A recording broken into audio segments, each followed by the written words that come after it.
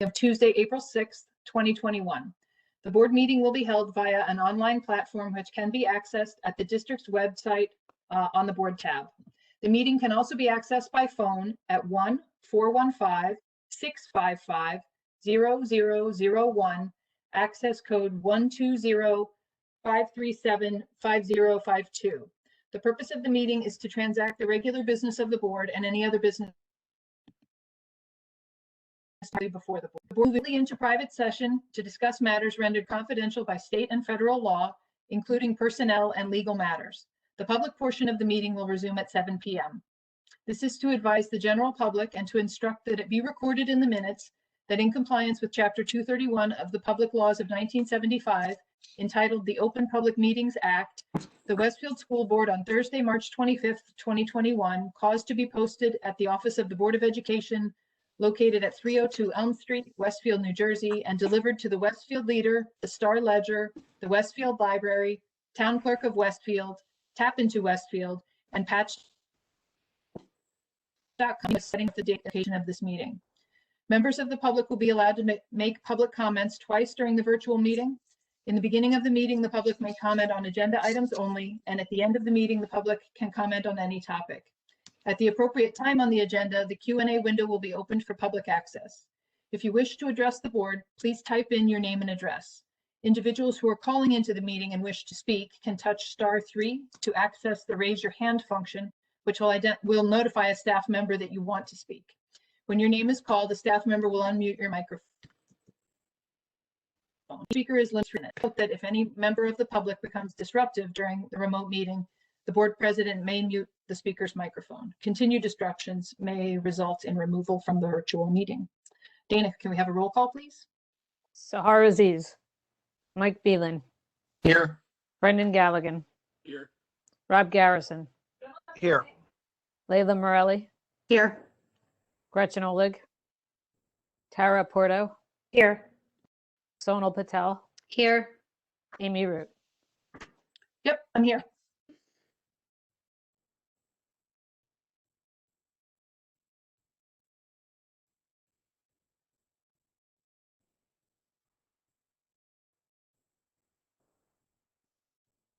We're having problems.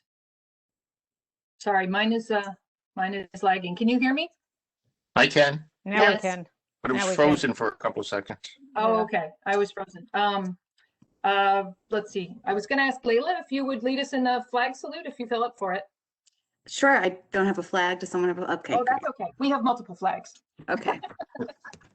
Okay. I pledge allegiance to the To flag the flag of the of United the United States States of America. and to the republic for which it stands, one nation, under God, indivisible, with liberty and justice for all. Great. Thank you. Sorry to spring it on you. We had a different name on the agenda. Okay. Not everybody's quite here yet. All right. I would like the board to approve the following resolution. Be it resolved that the Board of Education move action for the purpose of matters confidential by state and federal law, personnel, and be it further resolved that any discussion held by the board which need not remain confidential and the results of the discussion be made public as soon as practicable. Could I have a second? Second. I heard Mike first. Thank you. And all in favor? Aye. Aye. Okay. Any noes or abstentions? No? Okay. Now we will go into private and come back to public, members of the public at 7 p.m. Thank you. I'll see you all on the other link.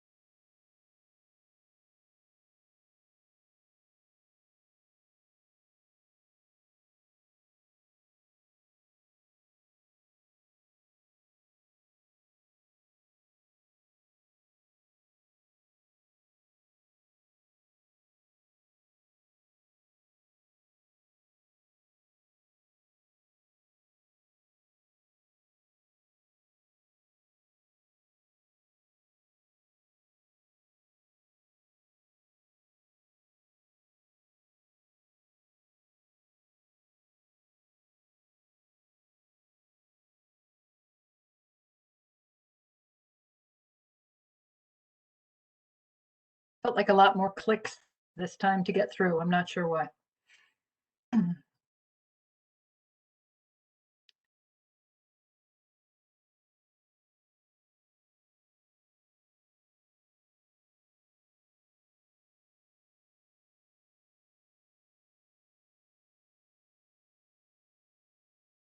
Okay. All right. Almost got everybody.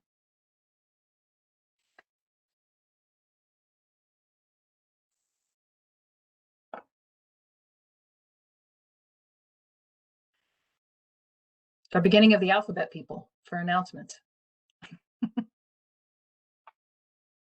But maybe we could go ahead, Rob, if we've got you here, since it's already 7:05. Would you mind beginning announcements for us now that we are back in public? Do you have yours ready or close?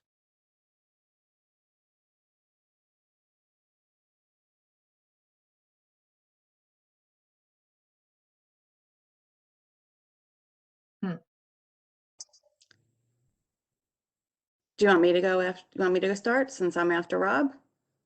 Oh, did you call me? I didn't even hear you calling me. I'm about sorry. that. Oh, sorry. We were just waiting for Aziz and Beelan. I see Beelan Oh. is here. Mike, are you ready to kick off with your announcement for tonight? Maybe not. Rob, if you're ready, if you could start, that would be great. Thank you. Sure. This is a reminder that Wednesday, April 14th is the deadline to submit nominations for the 2021 Charles Fillhauer Fellowship Award to recognize an outstanding full-time elementary teacher in the Westfield Public Schools. Nominations should specify ways in which the teacher has demonstrated outstanding teaching, interest in children, and continued pursuit of professional growth. The teacher must be a full-time faculty member in grades K through 5 in the Westfield Public Schools for a minimum of 5 years. Send a letter stating how your nominee meets the criteria to the Charles Fillhauer Fellowship Committee of the Rotary Club of Westfield, care of Superintendent of Schools, 302 Elm Street, Westfield, New Jersey, 07090, or email to rotaryfillhauer@westfieldnjk12.org. That's Rotary, ROTARY, Fillhauer, PHILHOWER @westfieldnjk12.org. More information, including a list of past Fillhauer Award recipients, is posted on the district and school websites under recent news. That's it. Great. Thank you, Rob. Mike, do you have an announcement tonight? Yes, I do. I have one announcement. I want to send a shout out to all who participated in the Community Service Week during the week of March 22nd, with special thanks to our Parent-Teacher Council and parent-teacher organizations for organizing meaningful activities and collections for those in need. While our school community is civic-minded year-round, efforts that took place during the Community Service Week included collecting donations of Spanish language books for an aftercare program, creating child comfort and support kits for children in shelters, and collecting granola bars and other nutritional treats for servicemen and women and first responders. Great effort. Thank you, Amy. Thank you, Mike. Layla, would you take the next one for us, please? Thank you. Sure. Registration is open for the JCC of Central Jersey's Adaptive Yoga Program, which runs from April 18th through May 9th, and Adaptive Fitness Program, which runs from April 22nd through May 13th. To register, please contact Beth Mitchell, Director of Inclusion and Diversity, at bmitchell@jccnj.org. Each program is limited to 10 participants, and a participant intake is required. This is appropriate for ages 9 and above. Great. Thank you, Layla. Sahar, do you have an announcement tonight? I do. Congratulations to Westfield High School 11th graders Ashley Talwar and Justin Anderson for earning perfect scores on subject area tests of the December 5th SAT. Ashley scored an 800 on the math subject test, while Justin earned an 800 on the math level 2 test. Very impressive. Congratulations. Awesome. Thank you very much. Gretchen, I think you're up next.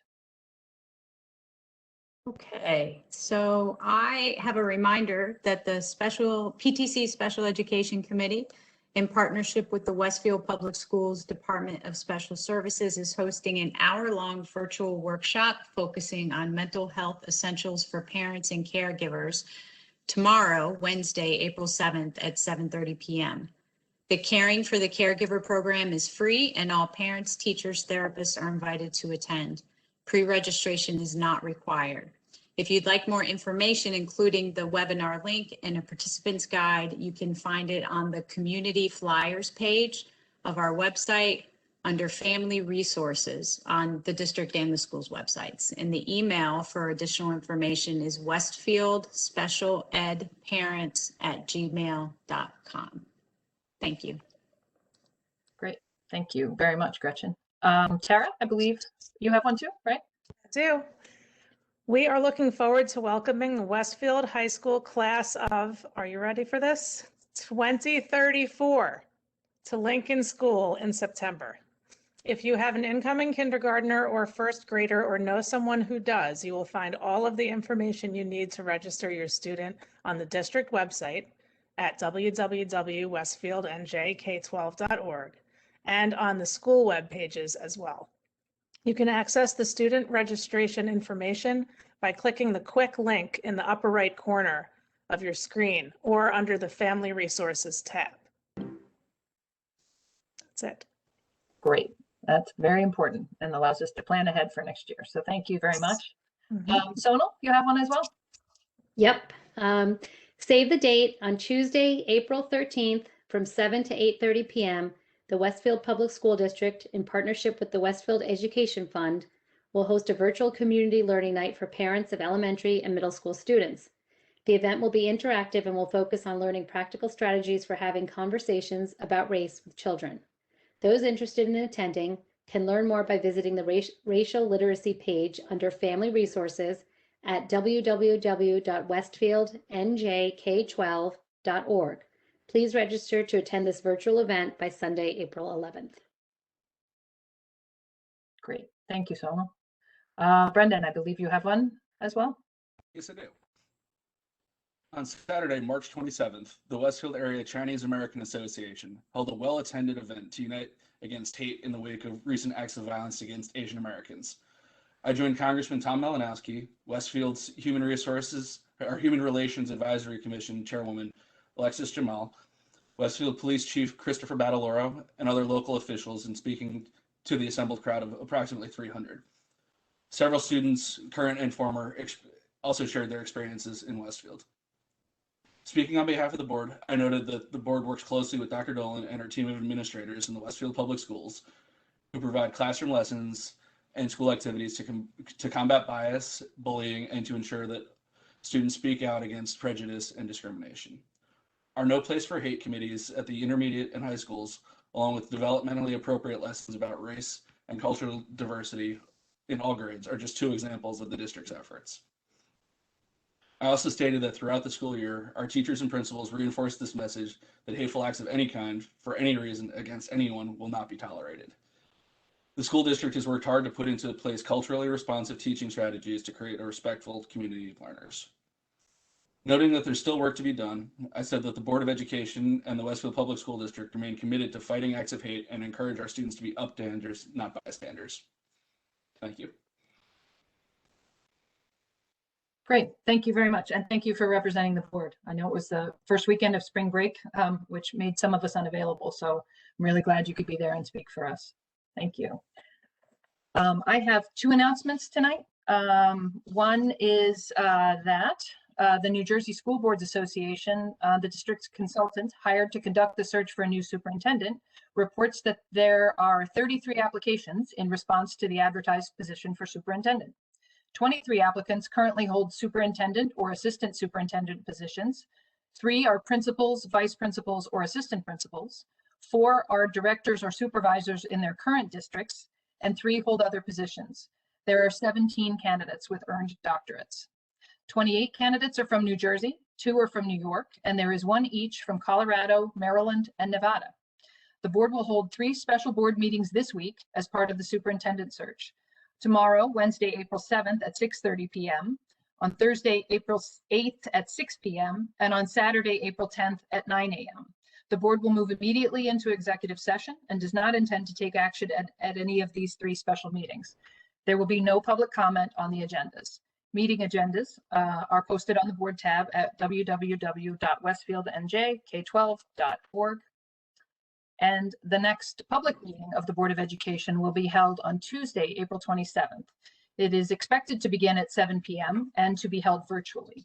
Instructions regarding remote access to the public meeting are on the district website at www.westfieldnjk12.org under the board tab.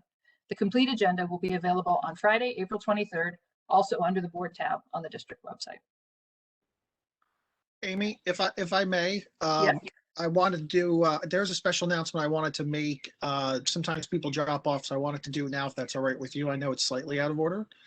Okay. But I wanted to announce that our own Mr. Brendan Galligan has been appointed as an ex officio member of the Executive Committee of the New Jersey State Interscholastic Athletic Association, representing the New Jersey School Boards Association. For those of you that aren't familiar with the NJSIAA, it's a very important job in communicating the concerns of school boards regarding the conduct of athletic programs throughout the state. So I think it's a great acknowledgement of the work that Brendan has done for years with the NJSBA, and I think it's great that Westfield has someone representing us on that board. So congratulations, Brendan. Yeah, definitely. Thank you, Rob. Congrats. In your spare time, Brendan, right? Yeah, between everything else that's going on right now. We do have a few extra meetings happening. Well, I'm hoping some of this stuff wraps up, and then I'm going to have free time to fill. There we go. Okay, all right. In that case, that's wonderful that you'll be representing us. Thank you. Actually, Okay. I'm not the only Westfield member on the board. Bev Torok is also an executive committee member. So 2 of the 25 are from Westfield. That's great.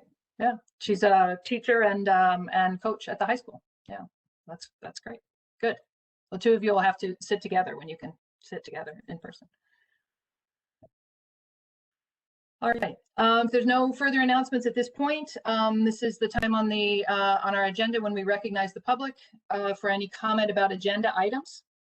So Brian, we'll have you take a look at open the Q&A session for anyone who wants to type in their name and address, for you to unmute their microphone. There will be a second portion later in the meeting for comment on any item, but if you have a comment on an agenda item at this point, just type your name in and your address, and Brian will unmute you. If you're on by telephone, you can press the *3 function.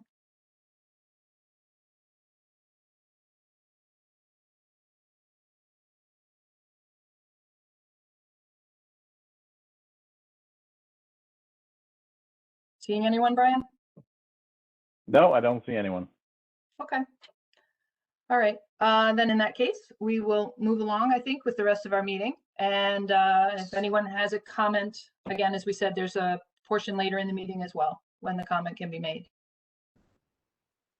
All right. Next up is our superintendent's report. Dr. Dolan, would you like to do the introductions? Absolutely. So tonight our report is actually on capital and maintenance projects. And so for that, I'm going to turn this over to Dana Sullivan, our business administrator. Good evening. Brian, can you start the presentation? So as you know, the last couple of board meetings, we've been talking about the operating budget. Many of our facilities projects are funded not through the operating budget. So we're going to talk about some of those projects and how they're funded in tonight's presentation. As we mentioned at the last board meeting, our buildings are all around, the average age is about 75 years old. So you can see the next couple of slides, we just have the year that they were built. So maintenance and work that needs to be done on the buildings is never ending, pretty much. Brian, you can just go right to the first real slide. So in the district, we have about 1 million square feet of building space, which sometimes people are shocked at that number, but we do have big, large buildings with a lot of area that needs to be maintained, and over 80 acres of land that needs to be maintained. So what we do is we develop a 5-year plan for the facilities. Every year we will look at that plan again. We meet the architect, the district architect, Sean MacArthur, who is the building and ground supervisor, and myself meet with every principal to talk about their building, to review the plan for their building, and in many times to reprioritize. Because just like in your own home, something that we think we can wait 3 years to do, all of a sudden becomes something we need to do this year. So we do look at that every year and reprioritize. Health and safety, of course, is usually our main focus. Student accessibility, the program, the educational program, and how we can serve the students better, and aesthetics are things that we look at and use to determine what year we need to do certain projects. So once we determine the scope of the project, we meet with the principal, we determine what the project looks like. Usually it'll take a couple of meetings to determine what the scope of a project looks like. And then the architects and engineers will go back and put cost estimates to that project so that we have an idea of what the funds we're going to need and where it will fit in the next 5-year program. So although they do estimates, none of those estimates are real numbers as far as projects go, because all of our projects must be bid. That's state law. We're required to take sealed public bids. So sometimes projects will come in less than what we anticipate, and sometimes they come in more than we anticipate. Usually that's driven by the economy and how many other schools are doing projects at that time, and whether or not the contractors, also depending on when we go out to bid. You'll note that we try to go out to bid early in the year. Most of our projects are done in the summer. So we do try to get out to bid before March, if at all possible, because once March and April comes around, lots of school districts are going out for bids for summer projects. We try to get in before that because we tend to see lower prices when we bid earlier. Unfortunately, it doesn't always, because of the nature of the projects, we don't always have time to get out to bid as early as we would like to. Smaller projects, once in a while, we'll use state contract vendors or co-op vendors. So those would be projects that we may not do a sealed bid on, but those are very rare. And usually because of the size of these projects, we usually get better prices by soliciting public bids. And again, I mentioned the 5-year plan that is updated annually, and projects are reprioritized annually. So there's several ways we fund projects for capital and maintenance. Routine maintenance is funded out of the operating budget. For those of you who were here, for the board members who saw the presentation last board meeting, a very small part of our operating budget goes towards maintaining our buildings. So that routine maintenance is a very minor part of how we keep our buildings in good shape. The other ways that we pay for projects is maintenance reserve funds. So that's an account that we are allowed by law to have.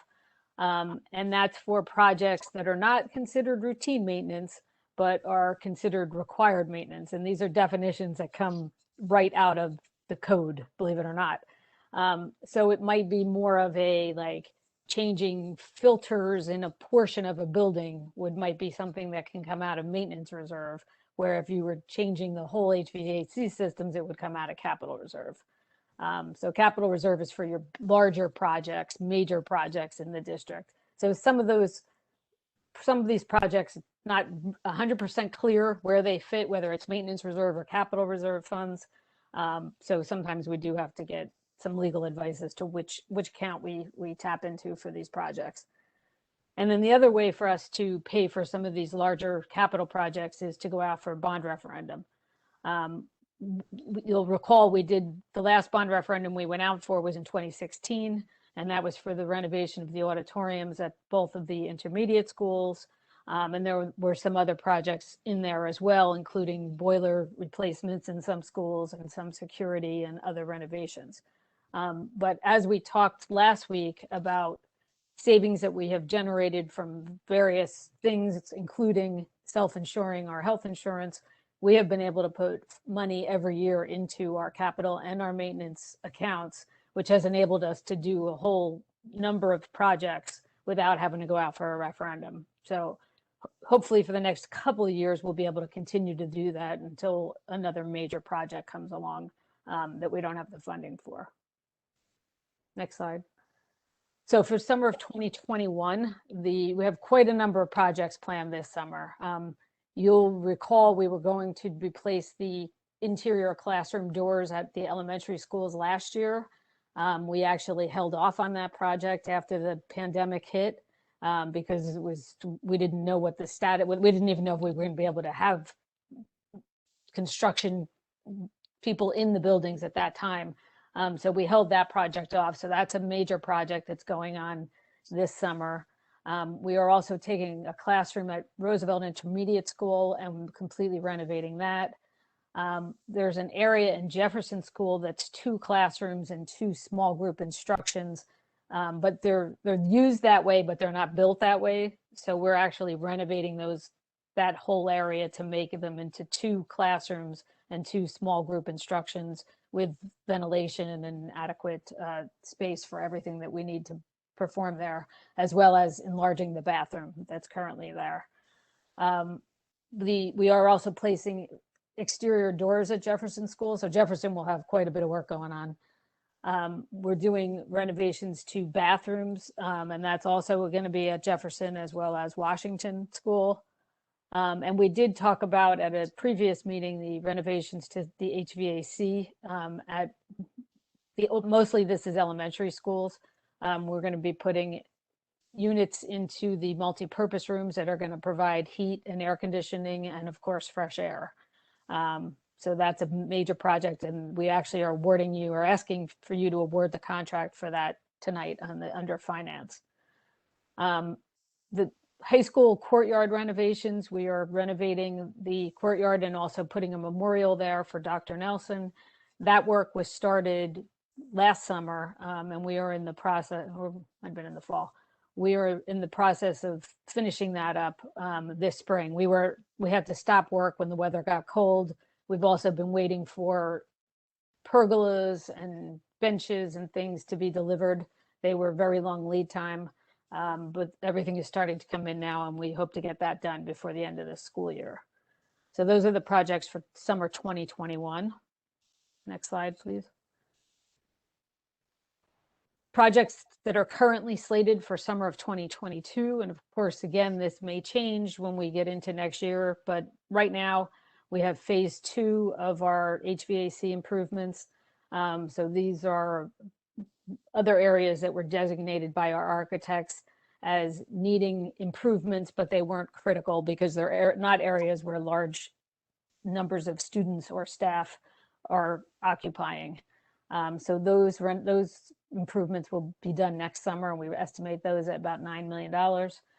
We're going to complete phase 2 of the courtyard renovation, and then we have some upgrades to switches in all of our buildings for technology that we'll be planning to do next summer. And so out of the maintenance reserve funds this year, we plan to continue with floor refinishing, repairing, and replacement, painting of classrooms, stairways, and hallways. These projects, security system components replacing, locker room renovations, gym door repairs, and driveway and cement repairs.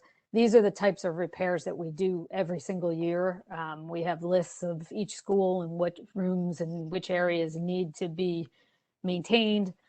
So we designate a certain amount of money and chip away at that list every year to the extent that we can. And next slide. We'll continue with replacing filters and motors and HVAC units. Again, that's something we do every year. Lighting replacements, repairs, various repairs to plumbing, refinishing some stages in some of the multi-purpose rooms, and replacing some fencing and lighting. So our total estimated cost for maintenance reserve funds this year will be about $586,000.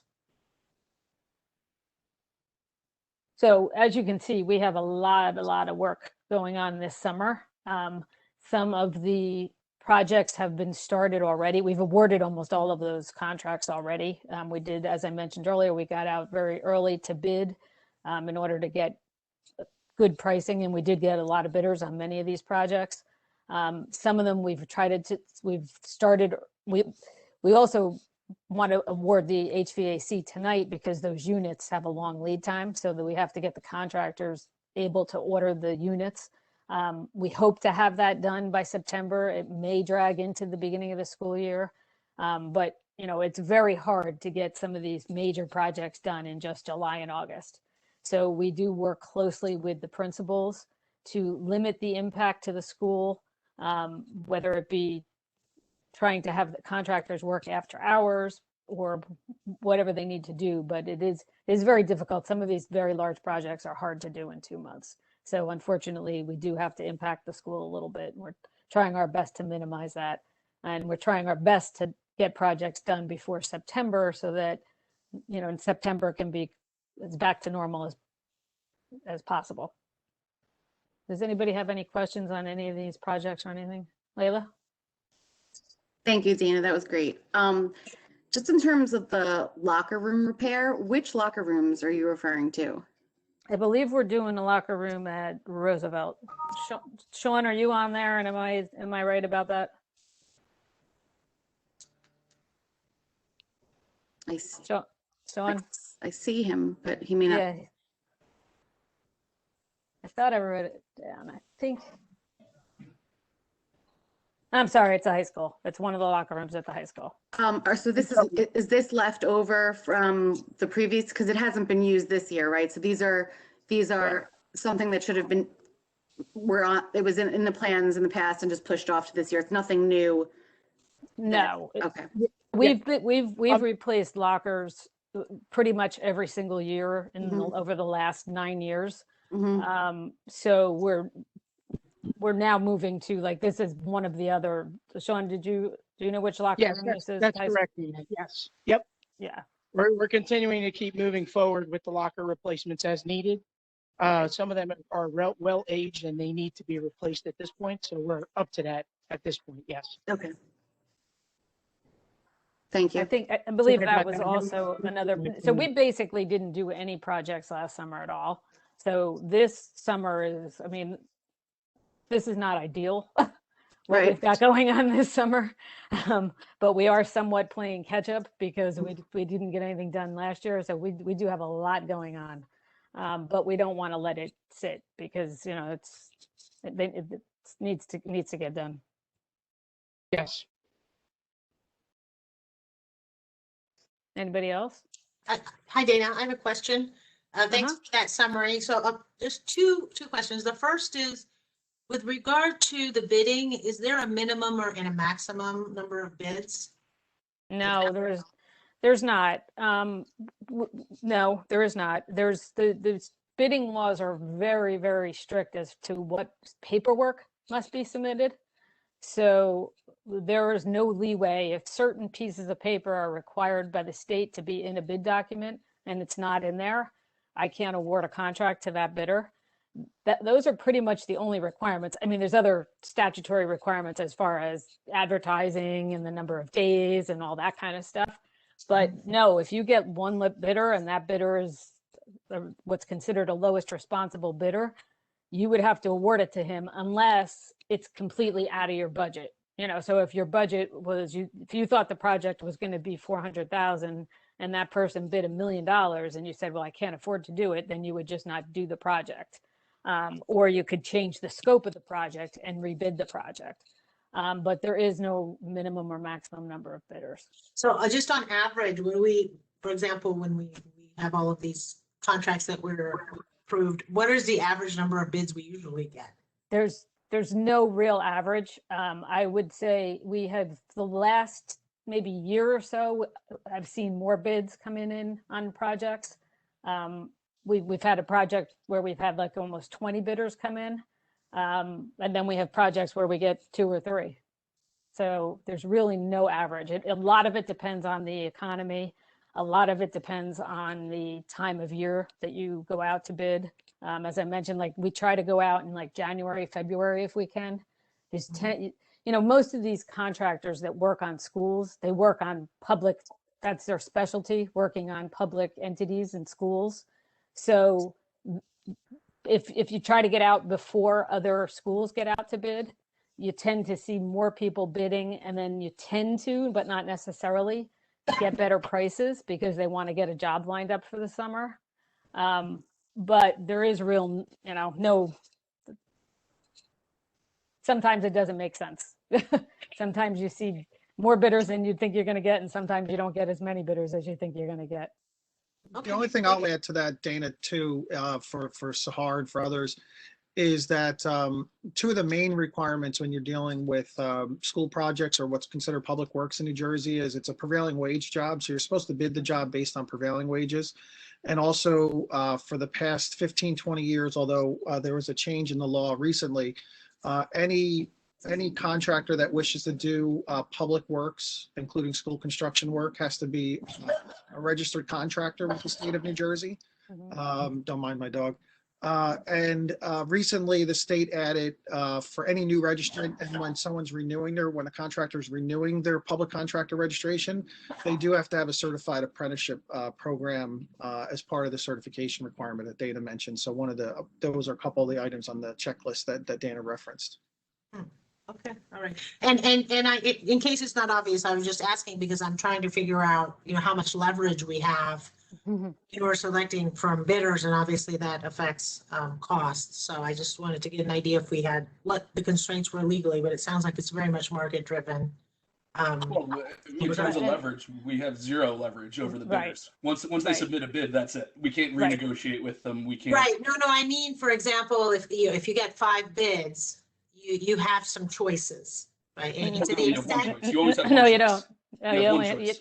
You don't. You have to take the lowest bid. You have to take the lowest responsible bidder. You have to take the lowest responsible bidder, and responsible is not what you think is responsible. Responsible is what the state determines is responsible, which is basically that there's certain requirements that they have to, like they have to submit proof that they're pre-qualified by the state of New Jersey. They have to submit certain documents, and if they don't submit those documents, then they're not responsible. But if they did work at Scotch Plains and Scotch Plains said, oh, they really did a terrible job, that would not be a basis for us to reject their bid. Oh, wow. Okay. All right. Well, then maybe bad work in Westfield, and we couldn't reject their bid the next time. Unless we had, there'd be a very formal process we'd have to go through in order to do that. But no, we really can't. Okay. So let me reframe it. The more bids we have, perhaps in theory, we could have the range could be bigger, and thus maybe we'll go lower. Maybe. Correct. Right. The reason that we like to see a lot of bids is because it usually will bring the price down. Right.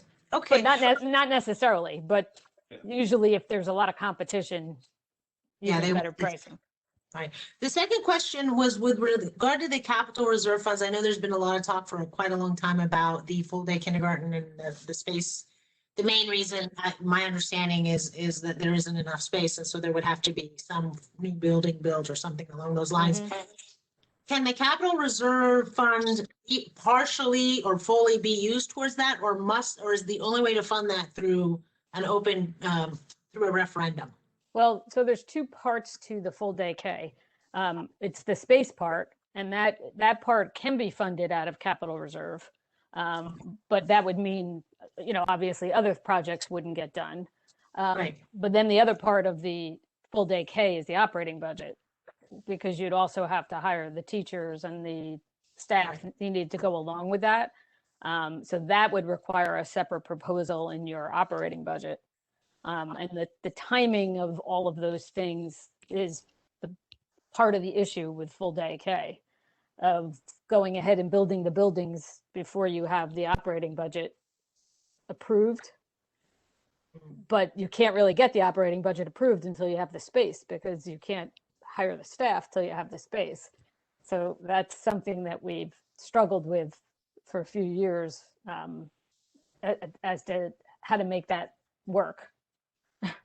And we've reached out to our legislators. They've introduced legislation to try and change the timelines for us. It hasn't been made into law yet, or else there'd be something to talk about. But it's a complicated two public question system where we'd have to ask them to build the buildings, and then sort of when construction's halfway done, ask the voters to approve the teachers for the buildings we just built.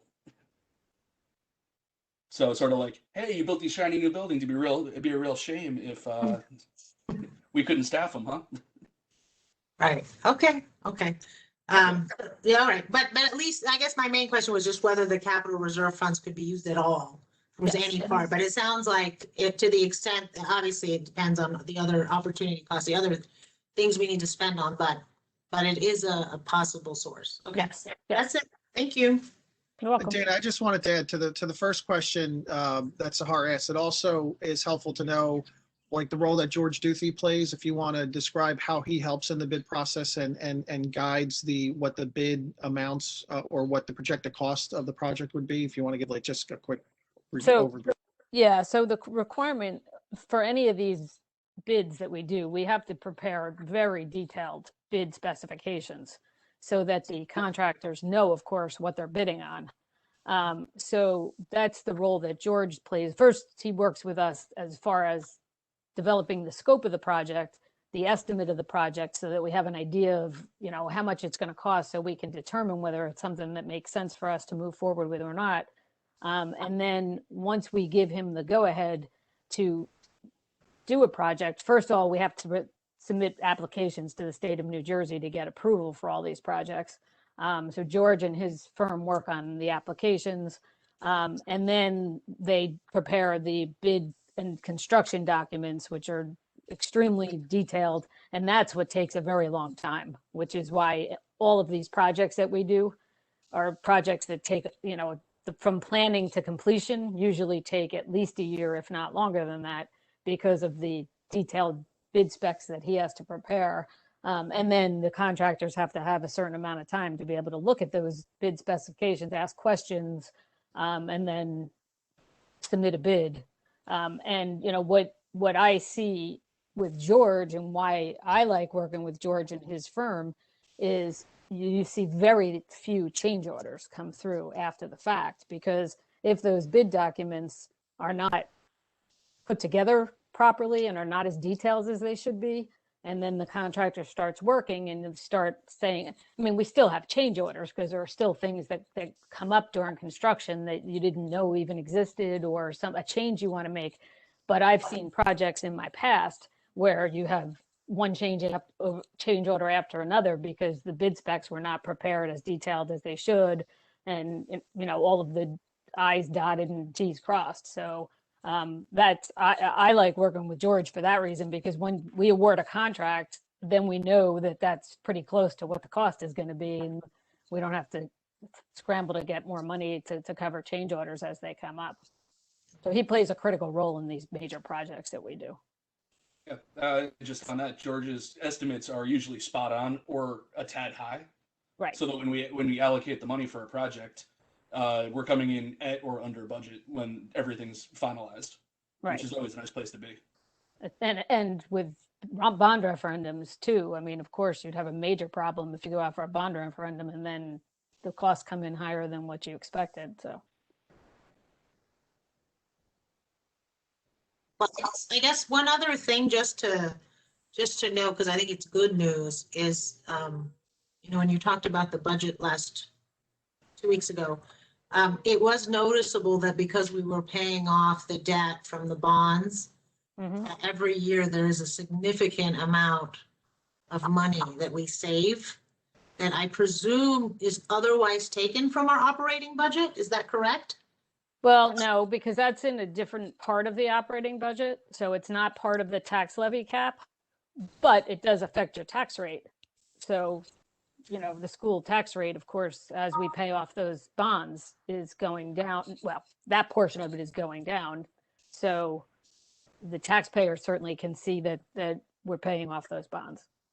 Okay, so it's not necessarily giving us more money in the operating budget. No, that's not part of. It's not part of the tax cap. Okay. No, well, still good news. Still good news. Well, it is when because the voters if approve a bond referendum, they're approving an additional tax levy. So, you know, if we went to bonds like we did 5 years ago for $10 million for auditorium renovations and security alarms and other things like that, that was a separate assessment that got added to everybody's tax bill. It gets rolled into one on the statement, but it's a separate tax. And when that gets paid off, that tax is then removed. Right. Yeah, correct. So all of these projects that we've done since 2016, and we've done a ton of them, including Kaler Field renovation, all of those have been funded by reserve accounts, which would have all had to have gone on for a bond referendum or not been done. That'll be my response if we get taxpayers saying that taxes are too high. And We're actually doing good on that end. All right. Can you remind us again what the reserve was when you became our business administrator, Dana? $869. Yeah. So we've come a long way. Yeah. All right. Any other comments right now on this, on the presentation? Thank you for walking us through, Dana. I appreciate it. Thank you. All right. Okay. Dr. Dolan, should I go ahead and proceed? Yes. All right. I would like the board to approve the minutes of the March 16th, 2021 board meeting and the March 22nd, 2021 special board meeting, and the private minutes of the March 16th, 2021 board meeting and the March 22nd, 2021 special board meeting. That's a mouthful. Could I have a second though? Second. Thanks, Brendan. Do we need a roll call on this one, Dana? No, just a vote. Okay. All in favor of approving the minutes? Does anyone need to abstain on any portion? I don't believe I attended any of those meetings, so I abstained from them all. Okay. Thank you. All right. Getting the hang of my dual screens again. It's been a couple weeks. All right. Moving on to personnel, I would like the board to consider personnel items 1 through 13. Could I have a second? Second. I saw Layla's hand first. Thank you, Layla. I think for once in a blue moon, Dr. Dolan, we do not have retirements in this portion. Is that correct? Okay. All right. So if there are no comments or questions, we'll go ahead and this one we do need a roll call for. Correct. Sahar Aziz. Yes. Mike Phelan. Yes. Brendan Galligan. Yes. Rob Garrison. Yes. Layla Morelli. Yes. Gretchen Oleg. Yes. Tara Porto. Yes. Sonal Patel. Yes. Amy Root. Yes. All right. Thank you.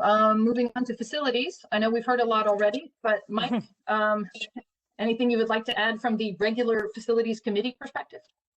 I'm not going to go into the capital maintenance project because we just went through that quite a bit. We had a facilities meeting on March 19th. We covered the HVAC project, which we'll see a presentation from George Duthie in a couple of weeks on that. Just a couple other things. Let me just go through my notes. We discussed reopening school full time, and also just even as far as bringing back the 3rd to 5th graders, which has now occurred. So we have many of the students now in person in class, and we're hoping to just see what we can do as far as lunch. Tara had provided a number of suggestions, which Dana was bringing back to the administration to discuss. Discussed outside groups using facilities, and we also discussed the plexiglass installation that occurred at the school. And one fact about that, Sean MacArthur and the whole team that's been working on the installation of those plexiglass so we can get the kids back to school. As of when we had this meeting on March 19th, they had installed 4,500 plexiglass dividers on the desks throughout the district. So it was a huge effort that the team put together. And he reported that they're working very well, and they're very sturdy on the desks. They're not finding them falling off or anything like that. They might have to catty corner some of the desks if they were stagger some of the desks if it's blocking anyone's view. But they're doing that on an as-needed basis. So that's a quick summary. We don't have another meeting yet planned. I'll arrange it with Dana. That's all. Okay. All right. Okay. All right then. Gretchen, long-range planning? Anything tonight? Yeah, I think we had a meeting, since, I'm not sure if it was before the last meeting I missed or, subsequent to that, but in any event, I did circulate notes. We met on the 23rd. We talked primarily about two issues. One was, reopening schools in September and the administration's intention at this point to return, every full day in-person instruction. I think even since that meeting, the CDC revised its guidelines to allow for 3 feet spacing rather than 6 feet, except for high-risk activities such as eating. I'm not aware of any subsequent changes, but I know that at that time, there was a lot of conversation in the district about how can we sort of manage the eating issue, primarily in the elementary schools where we don't have cafeterias, and how best to accommodate so that we can return to the full day in-person instruction that everyone wants. We also talked a little bit just about, I think one of the sort of byproducts of the virus is that we now have the ability to do this online instruction, right? This sort of hybrid method. And it certainly, I don't think it was anybody's preferred method, but just having a clear and consistent message that wasn't sort of an option or something that just because we could, it isn't something that we want to our teachers, our staff, or students who are in the classroom to have to, deal with going forward. So we talked a little bit about that as well. And then the other thing that we talked about at the Long Range Planning Committee was the Edison, the project that the town is undertaking behind Edison and the potential installation of turf fields back there. And just ways in which I think it sort of now has reached a point where there needs to be some more substantive conversation between the town and the board about what that's going to look like, and what the board's role is, and how we can move forward. That's certainly not a done deal. I don't think from the town's perspective, but in order for them to move forward, there's going to need to be more detailed conversation. So we talked a little bit about how and if the Long Range Planning Committee might be the place for that.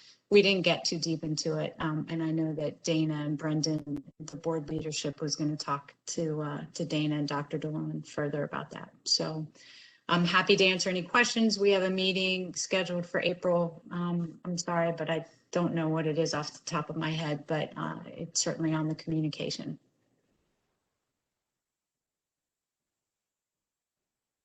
Okay. Okay. I didn't realize we'd scheduled a new one. I'm kind of excited. That's like 2 in a row.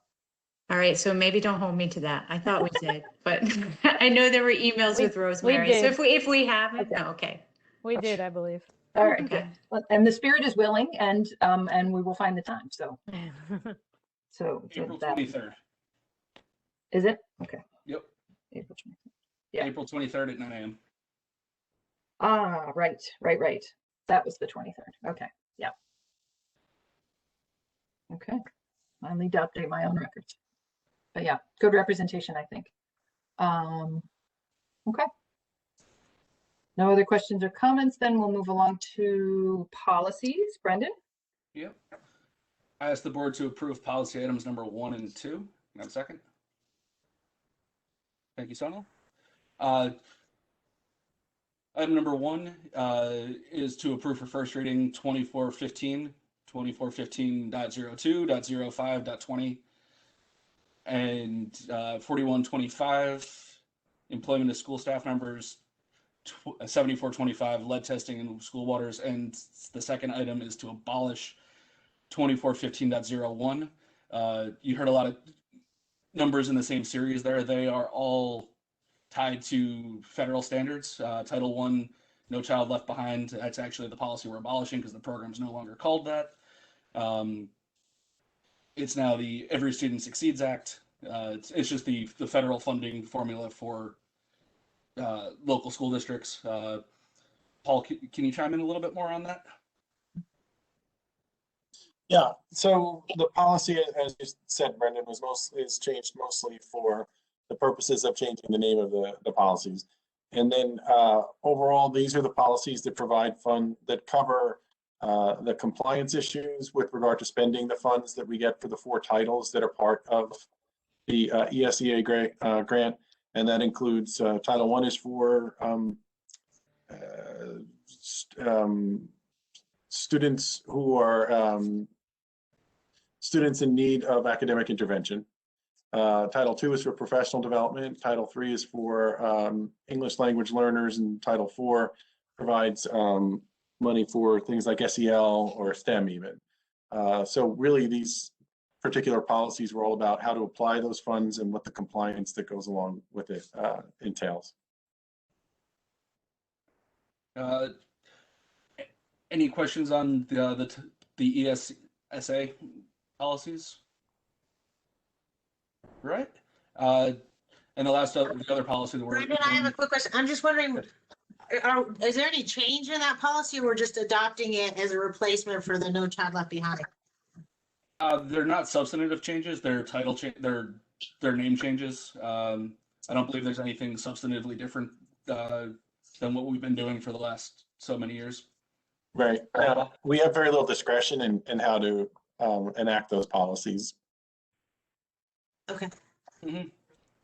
And the last one is lead testing of water. That's a new policy the state's mandating, although we've been doing it for many years now. I believe all of our drinking fountains have filters on them, and our buildings are old, so we've been proactive in the response to lead in drinking water. Any questions on that? All right, Dana? Sahar Aziz, Yes. Mike Phelan,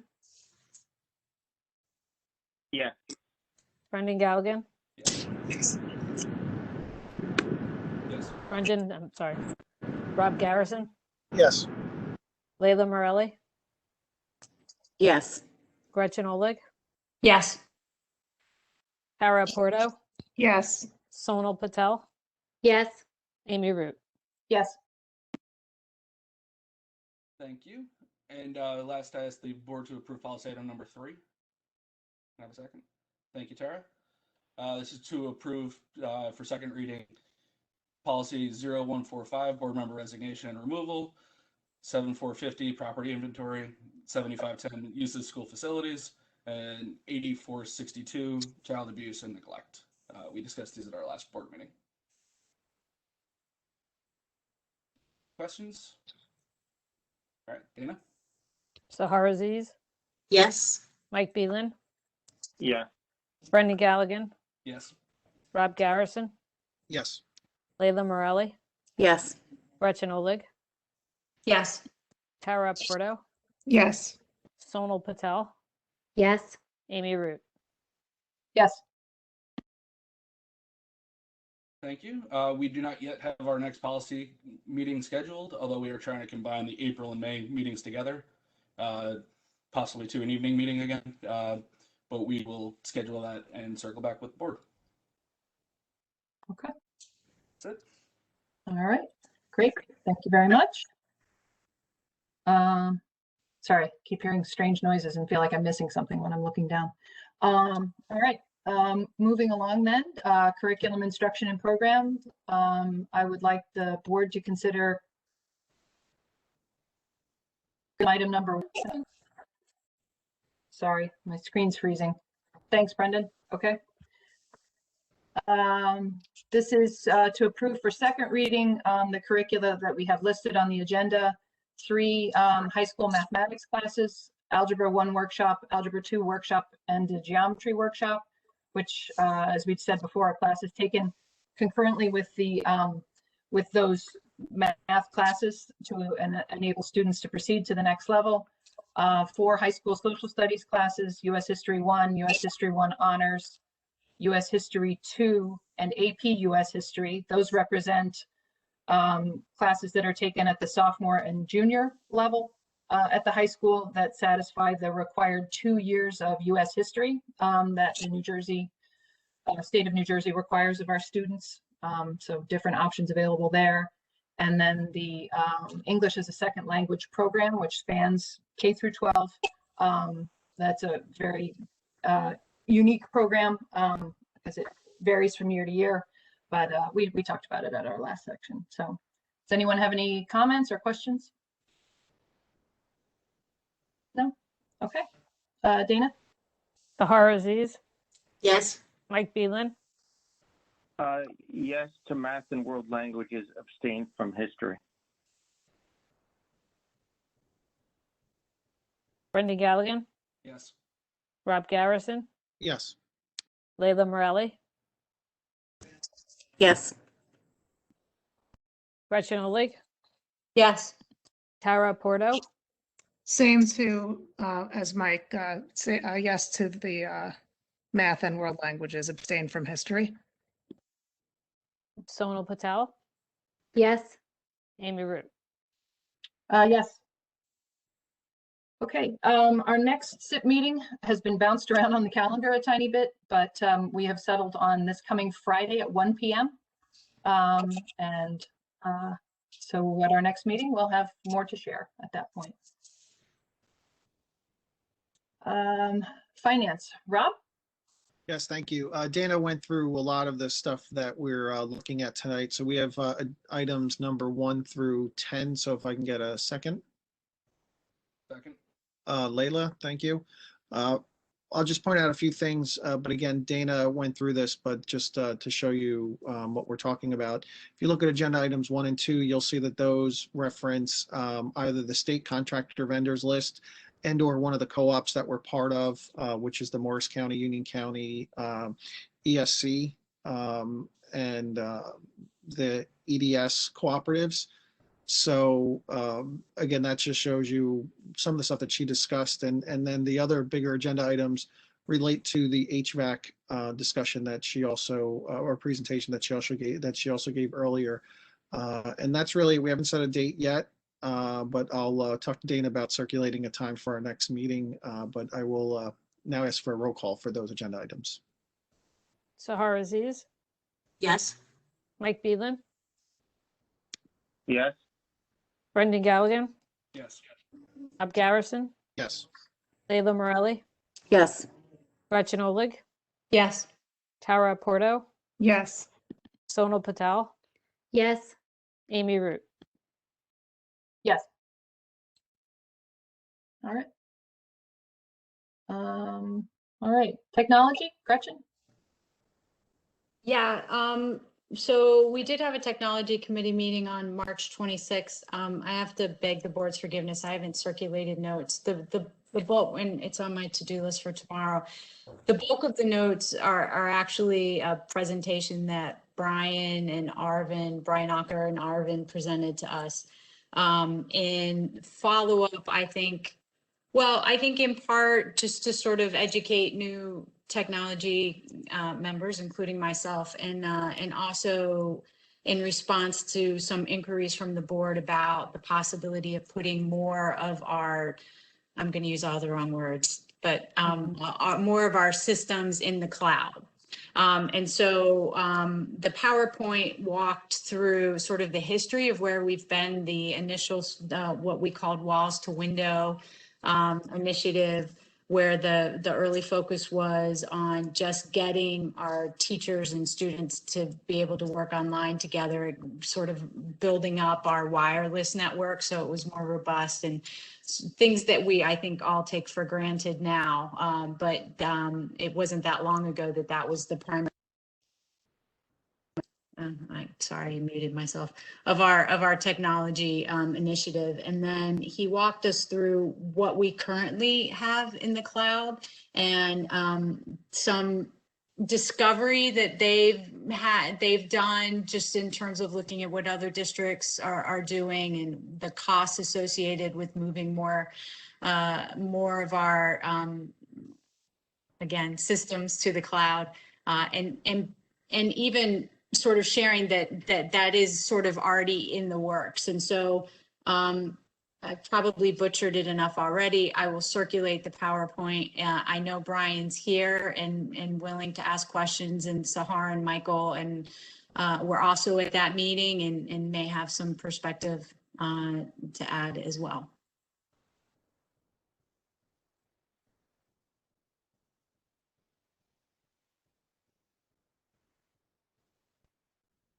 And I was muted too, sorry. See, joining you in sisterhood. All right. All right, Brian, not so bad for a trust and estates attorney, right? I did all right. All right, great. Okay, then notes for the record are to be considered. Brendan, was there anything you wanted to call out there or nothing in particular? Notes for the record, just here. No, no, just that no, every policy meeting we review policies that don't make it to the agenda for action. But as part of our five-year or now 6-year review cycle of policies, we put we stamp a date at the bottom of the policy when we review it, and that date comes from the notes for the record. So. Okay. Great. Okay. Thank you. All right. Unfinished business. Dr. Dolan, did you have something? Oh, you're on mute still. Yes. The dreaded Yes. mute. I just wanted to talk about the continuing work that the administrators and I are doing regarding bringing students back for more time in-person learning. And obviously, while we're doing that, we're also watching the Department of Health's data on of current COVID cases. So first to early childhood and elementary grades, we were very happy to welcome back students for 5 days a week for the mornings before break. And beginning next Monday, we will be welcoming them again. Administrators at that level and teachers are working to determine how we can increase that time, including lunch and extending the day. So some of the topics that are being worked through right now. So how do you conduct lunch with 6 feet distancing? There definitely are some ways to do it. The real challenge happens especially when it's raining. Doesn't mean it's impossible. It just means they're still working that through. We also have to determine in some schools what changes are going to have to be made to bus schedules, and we don't have complete control over that. So we're working through that. That was some of the work being done today, actually. Also, how will schedules have to be adjusted both for classes and also for services? We also know that some families have already reached out to the schools and to me to indicate that they are not comfortable, they will not be comfortable having their children eat lunch at school.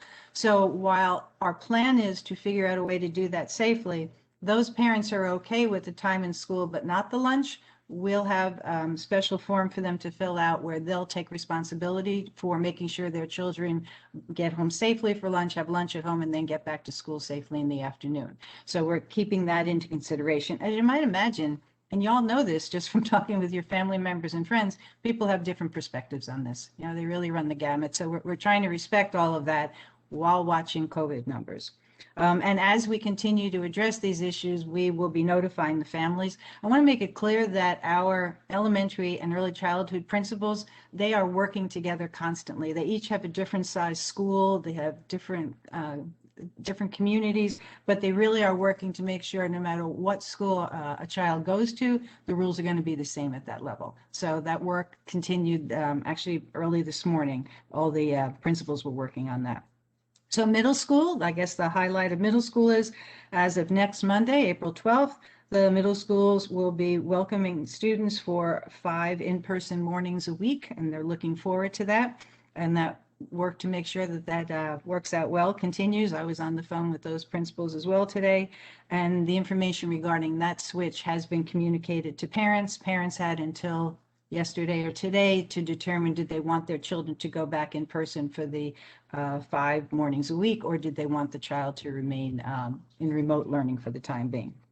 And then at the high school, so since February, marking period 3, we've been able to have all students who are interested in coming in for in-person learning. They've been in school for 4 days a week. So that's been great. It's been a small number of high school students, as is the case in high schools across the state, but we have students who've been coming in. Now we're going to keep those students coming in for the 4 days a week. Their schedules will continue in the 4th marking period, but we're going to start to add a large number of students who have been remote who now want to come in. right? So the students who have already been coming in 4 days a week, I believe that's cohort D, they'll continue when the fourth marking period starts. And then we'll transition a bit because it is going to be quite a leap in the number of students at the high school, right? So that the marking period 4 starts on Tuesday, April 20th. And so there is a schedule and a calendar on the high school website, which tells you when cohort A would come in during that week, when cohort B would come in during that week. And that week will be a bit of a transition. And the plan as of now is that as of Monday, April 26th, all students whose parents have determined that they want their students to go in for 4 in-person mornings a week, they will be able to arrive at the high school. A lot of moving pieces to this. And again, I'm going to end the way I started. All of this depends on COVID numbers, right? We look at the COVID numbers for our region of the state. We also look to the health department to let us know, and how is it doing in our town? Not just the general region, but our town. So we're very hopeful that all this will come to pass. We have communicated everything I've just said already to parents, and we will continue to communicate as we're able to do more and more. And thank goodness we are in the spring, and that is going to make life a little bit better going forward. So we continue to work. Daily doesn't express it enough. We're trying to do the best we can with bringing students back, and we're very happy when we can do that. Dr. Dolan, can you, and I apologize if I missed this, can you go into a little more detail about Lincoln specifically? Because Sure. the lunch issue is not a factor for those students, from what I understand from the PTO there, and just from being a parent of 4 kids who went through. So, right. So time. No, we're definitely working on that. And I didn't highlight it enough, I think. We're absolutely working on that. Lunch factors into it only with the students who are in for half a day with kindergarten and half a day with RAP. Then you have to consider how to do lunch. So it's part of the equation, but it's not as large a part of the equation as it is at the elementary level. What is tricky at Lincoln are the buses. So as a parent, you know how many buses arrive at Lincoln School each day for various programs and for morning sessions and afternoon sessions and full day classes, et cetera. So that's one of the things that was being worked on today. Our hope is that we can definitely move back to a more regular schedule at Lincoln School, and we're definitely working on that. We understand the need for it. We're glad we now have the little ones in for the 5 mornings, but we know we want to have more time than that. So absolutely worked on, absolutely even today. Would it be worth surveying parents to see if they just would like to do drop off for the rest of the year to eliminate the bus issue? We could look at it. Yes, I can think of 2 problems with that, but we can still look at it to see whether it alleviates it to some point. And honestly, I didn't get the update as to what the last conversation regarding the buses, what the resolution was. So maybe there's even some good news there. Okay, thank you. Okay. Hi, Dr. Dolan. I just have a quick question, which I'm not sure if you have this information, and perhaps we can get it for the next meeting, but what about the vaccination rate of our teachers now that they're eligible? Do we get, I don't even know how we track that, if the Westfield teachers have to report that they've been vaccinated or how that works, but that's one. So it would be helpful to know the data. And then second, as many of us know, there appears to be a planned announcement by President Biden that he may be requiring that all states open up eligibility for the vaccine to all adults starting April 19th in all states, which I realize that doesn't necessarily mean everybody's actually going to get vaccinated, because you also have the distribution issue.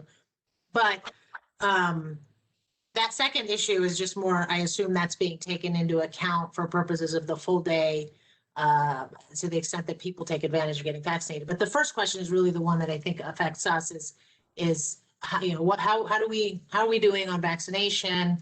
Is Westfield requiring vaccination of teachers? Just because that element obviously decreases the risk of infection by the teachers. Right. Westfield is not at this point requiring the vaccination of teachers. I will tell you, teachers have been quite busy. I can even relate this from this afternoon. I actually got my second shot today. And as I headed back to my car late afternoon, 3 cars away, there were 2 teachers from Westfield who were getting their second shot.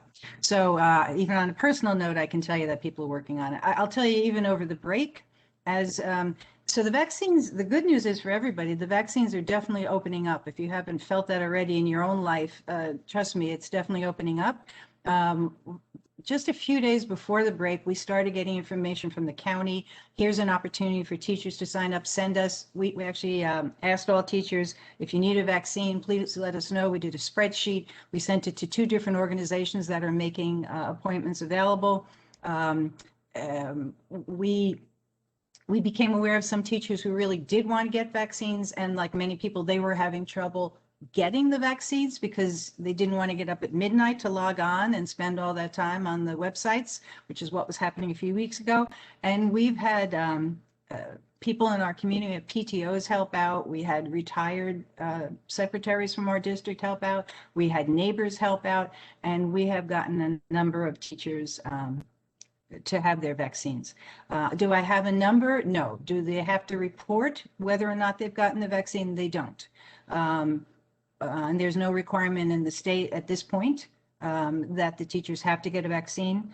And just one other point, Sahar, the other important thing is going to be that the students get vaccinated, because right now, and as I listen to the health officials, right now a lot of the communication is among school-age children, right? It's the largest percentage in Westfield's numbers for the month of March. And they are talking more and more about, Governor Murphy did say, by the way, by the 19th, all adults will be able to get vaccines. And there is definitely more opening up, but they are now talking more and more about the importance of getting students below the age of 16 vaccinated as soon as possible. And they've been doing all kinds of tests with the vaccines regarding that. And that's really required if we don't want the spread, because with some of the variants, some of the health officials are suggesting that the variants are spreading a lot more with our younger students. I think that's still being determined, but they're at least guessing that's the case. So I don't have the numbers, but anecdotally, I can tell you that a lot of our teachers have been doing the best they can and have been being vaccinated, as a matter of fact, and they're very happy to do so. Okay. And again, I'm asking that mainly for purposes of just trying to figure out if it's plausible to have the full day, even if it's the last month of the year, right? And the weather, and they eat outside and they're spread out and all that. So. Right. And the vaccinations certainly help with that. No doubt at all. And the fact that the vaccinations are opening up is a gift for all of us. Thank you. Yeah, and Dr. Dolan, just for the record, for those of you who don't get the regular updates or the weekly updates from the town, so on the April 2nd update from the Board of Health from Megan Avalone, for the month of March, the department received 272 cases of COVID in Westfield. That's up from 17% in February. And of those 272 cases, 95 were from persons 19 and under. Thank you. Do you foresee us requiring vaccinations for students? I think that has always been a state law. In my head, not that I have the ear of Trenton at this moment. I think that the state has always required vaccinations. It has definitely made a difference with a number of illnesses. I think my guess is once those vaccinations are available for young people and it's proven to be safe, that would follow, that would be another required vaccination. That's my guess, Michael. I don't know if I'm correct, to tell you the truth. But certainly the requirement of vaccinations for students is not something new. Mike, there are 2 bills pending in the legislature to require it when it becomes available to children. But the key step there is that that the FDA approve it for use in children. Right now, it's approved for 18. Yeah, I know they're working on with some testing going on younger. Children. And I was asking because I know, granted, it's an older age group, but Rutgers was one of the first schools to announce that it's being required. And I'm just wondering whether it's going to be trickle down to the intermediate and high school levels. Yeah, of the two bills that are pending, one just is a clean, we're going to add the COVID vaccine to the list of scheduled vaccinations that are required for kids to attend public school. The other is a pet project of another state senator to remove certain exemptions from the vaccine requirements and bundle it all together to remove religious and moral objections to vaccines. I don't see that happening. It's going through the legislature, but it is a bill that's pending and one of many bills that I'm watching to see if there's any movement.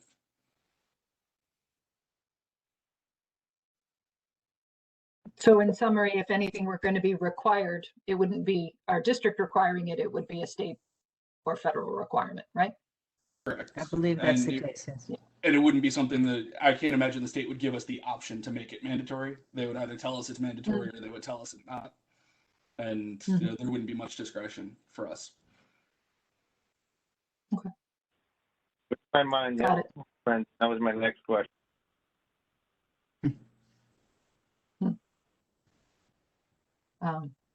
Yeah, anecdotally, I was speaking with someone in town who said perhaps by the vaccines being scarce, the population in Westfield being as competitive as we are about items that come in scarce quantities like Adams Fest beer garden tickets, it may have driven up interest in people getting them. So we can certainly hope that the more that are vaccinated, the better off we are. All right. Do we have any other old business? Thank you, Dr. Dolan, for walking us through that. I know the update is helpful for everybody. So Sure, thank you. absolutely. Okay. Any other questions or comments from the board? I'm sorry, before I move along. No. Okay. Do we have any other old business items? I'm not aware of any, but I'm happy to be corrected if I'm wrong. All right. Any new business? Any liaison reports? A little hard following a week out of school for people to have had PTO meetings to attend, I know. But statewide, thank you, Rob, for catching us up on Brendan's latest accomplishment in representing us. That's great. Anything else? Go ahead, sorry.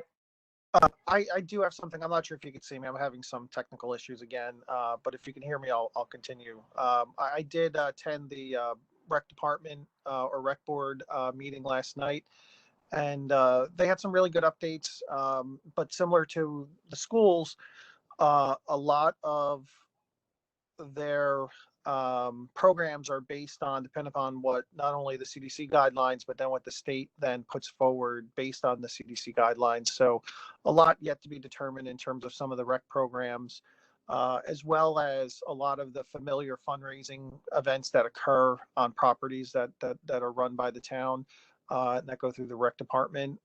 So a lot of those fan favorites are also sort of a little bit on hold until there's better determination by the state in terms of guidelines for the township.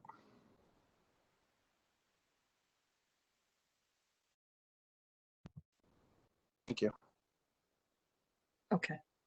Thank you, Rob. Yeah, gathering limits and that sort of thing, right? Group size, indoors and outdoors, of course. Exactly. Yeah. Yeah. Yeah. Okay. Any other liaison reports? No. Okay. Now is the time where we recognize the public for comments on any items, whether they are agenda items or any other items. Again, as before, if you're watching us on the WebEx, type in your name and address in the Q&A section so that we can unmute you. And just be sure to state your name and address again so it can be entered into the record. If you're on the phone, a *3 will perform the same function. Not seeing anyone yet. Brian, are you? Yes, we have Rob Bonaccio. Rob, I'll unmute you now. Again, please state your name and address. Yes, Rob Bonaccio, 528 Forest Avenue here in Westfield. I think I'm a little concerned we're missing some of the parent concerns here. There should really be a standing item on this agenda rather than sort of burying these discussions in things like unfinished business regarding school reopening and what turned into a discussion that I'm sure is going to be very concerning to parents over both the legal and this board's sort of take, at least initial take, on having students vaccinated. We have the superintendent's report under a header that would not give any parent any indication that we have been discussing the things that are most important to them. There is at least a long-range planning committee and a facilities committee, just from this board's discussion, that have had discussions about reopening. And in the case of facilities, I'd like to commend what I think I heard Mr. Beelan say, that one of the board members, Ms. Oporto, is throwing out some suggestions about how to handle lunch. That's absolutely what I would expect from an elected representative. Whether or not the board controls reopening, to certainly be putting positive suggestions for moving us forward. So I'd like to thank, the facilities committee for that. Then I hear the long range planning committee is just getting around to discussing, whether or not hybrid learning makes a lot of sense or not, which, I guess I'm glad we're catching up on all these discussions, both from what the superintendent said and the long range planning committee. But most of this stuff people have been discussing and planning for months now. And that raises my continuing concern at, really how far behind we are on planning ahead for things that other districts have been talking about, for months. I continually get on these meetings requesting minutes from this reopening subcommittee meeting, data considered by the board and the health official. I don't see that forthcoming. I didn't hear a word about what planning has been done to move to full day instruction, at least the basics of it, other than just, sort of touching the tips of the iceberg through committee reports. And I'm wondering, if the board and the superintendent would like the cooperation of parents to help work with them. I think some give back would be helpful. I can't cooperate with things that I don't understand. And if I'm not provided that information, and look, I guess we can wait it out, right? I'll keep asking and you guys can keep not giving it. But eventually we'll find it out. And to be very honest, some of the final comments made here about scarcity of vaccination and comparing that to Adams Fest tickets, I mean, we're just missing the mark here, folks. This really should be a standing agenda item, not part of— Rob, you have 30 seconds. Thank you. Not part of an unfinished business report. So I'd be very interested to know when we're going to get that information and for full and for certainly more transparency on what we're doing to move to full day instruction. I'm sure I'll have more on vaccinations later, but that was quite a surprising discussion. Thank you.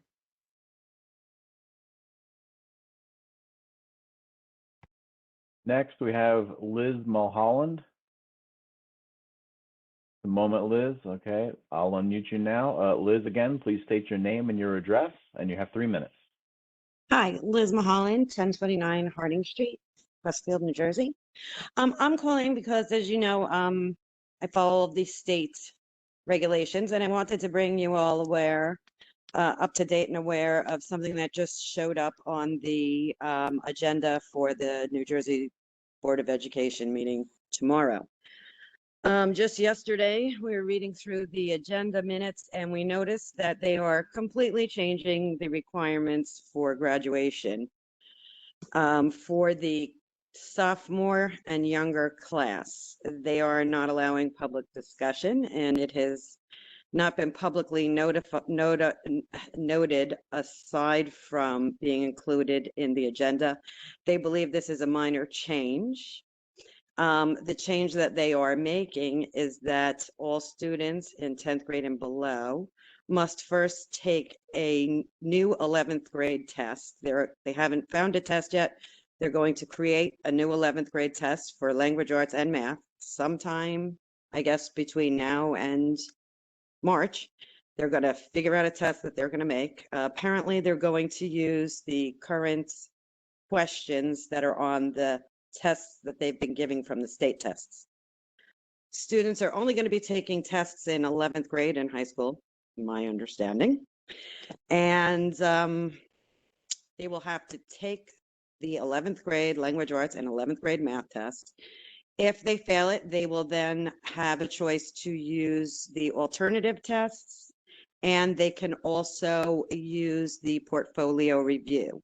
The state recognizes that this is going to be very onerous on districts, so they are reconsidering the portfolio process that we have currently in place.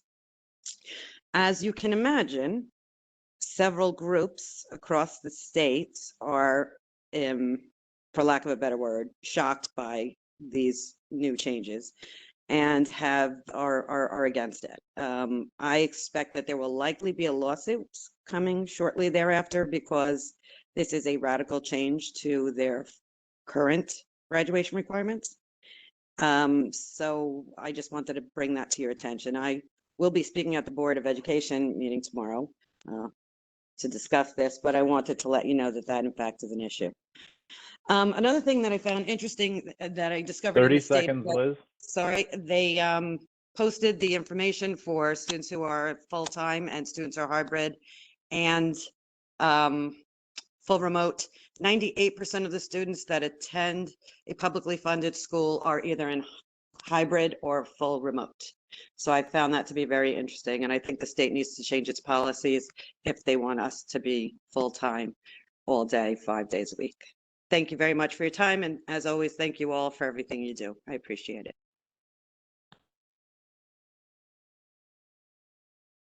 Next, we have Laura Rothschild. Laura, just a moment, and I'll unmute you. Okay, Laura, you're unmuted. Please state your name and your address, and you have 3 minutes. Hi, this is Lara Rothschild at 922 Coolidge Street. And I was just wondering if there is a district-wide policy on attending school remotely, if you can't attend in person for, you know, a given reason on a given day. For example, like a student has a cold, is COVID negative, isn't quarantining, but, you know, obviously doesn't want to go to school to spread, you know, germs, but is well enough to learn remotely. I didn't know if there was a district-wide policy or if that's being decided individually by, you know, different principals. I've been hearing conflicting things regarding that.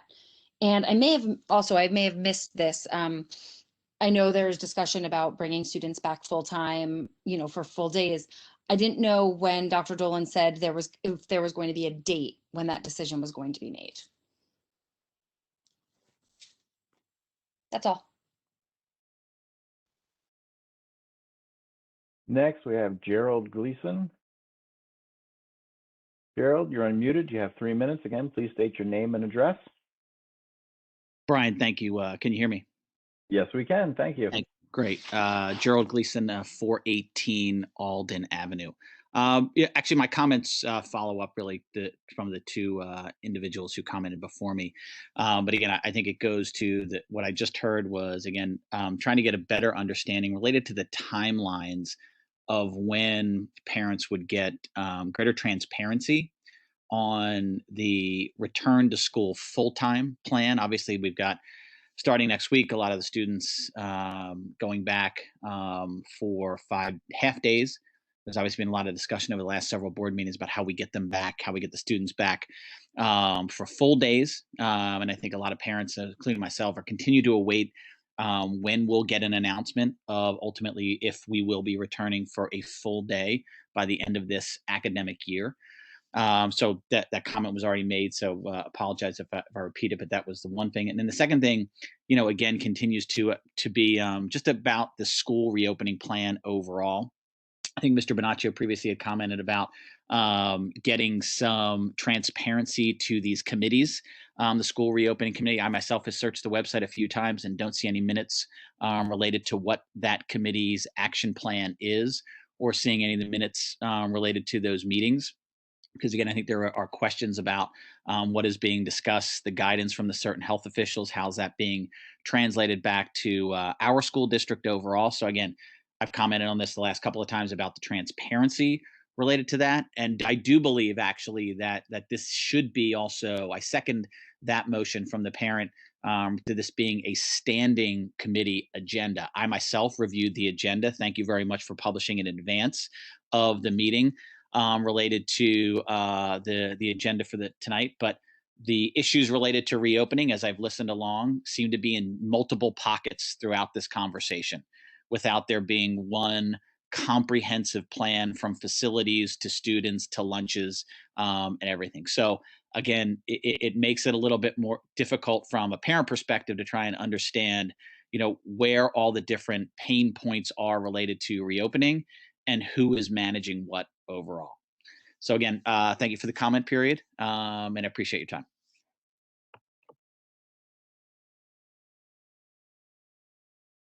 Next, we have Brad Schaefer. Brad, I'm unmuting you now. You have 3 minutes. Again, please state your name and address. Hi, my name is Brad Schaefer. I'm at 614 Fairmont Avenue. The reason I'm chiming in, I usually don't participate in these, but I just wanted to ask the board in general about certain assembly speakers that we've had recently, and including a gentleman by the name of Christopher Campbell, who spoke at in honor of Black History Month to our students. I've seen some of his transcripts of his commentary, and I would just like to know who exactly vets the speakers that speak to our children. Who is it that actually makes the final decision? How do you actually go about this process? And do you, in advance, at least take a look at the gentleman's talking points before just having these people speak to our children without parents being aware of what they are being told and what their views are?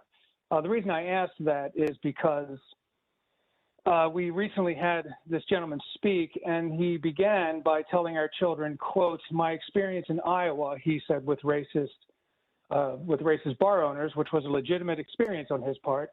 He said, "My experience has, quote, shattered my belief that anyone who works hard in this country can make it." So these are some of the messages that you are imparting upon impressionable children.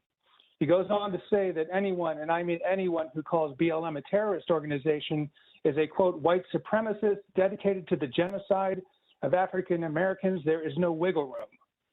So he then goes on to say, "Racism always leads to genocide. You need to look no further than this country to figure that out." That was in minute 1747.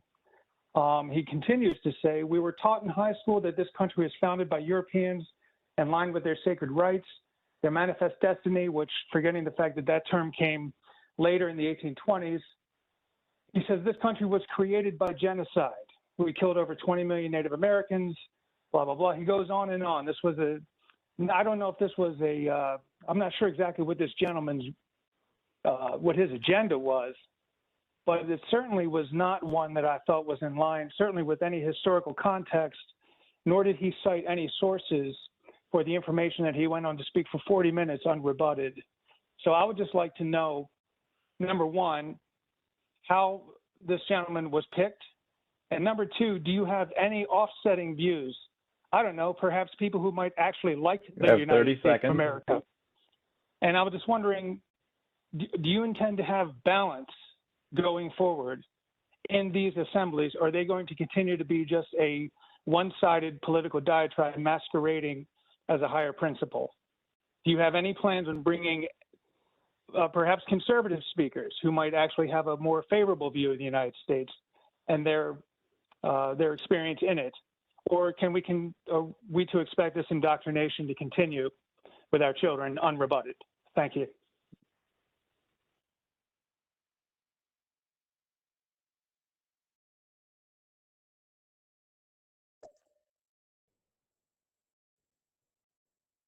And I'd like to request a response to that, if possible,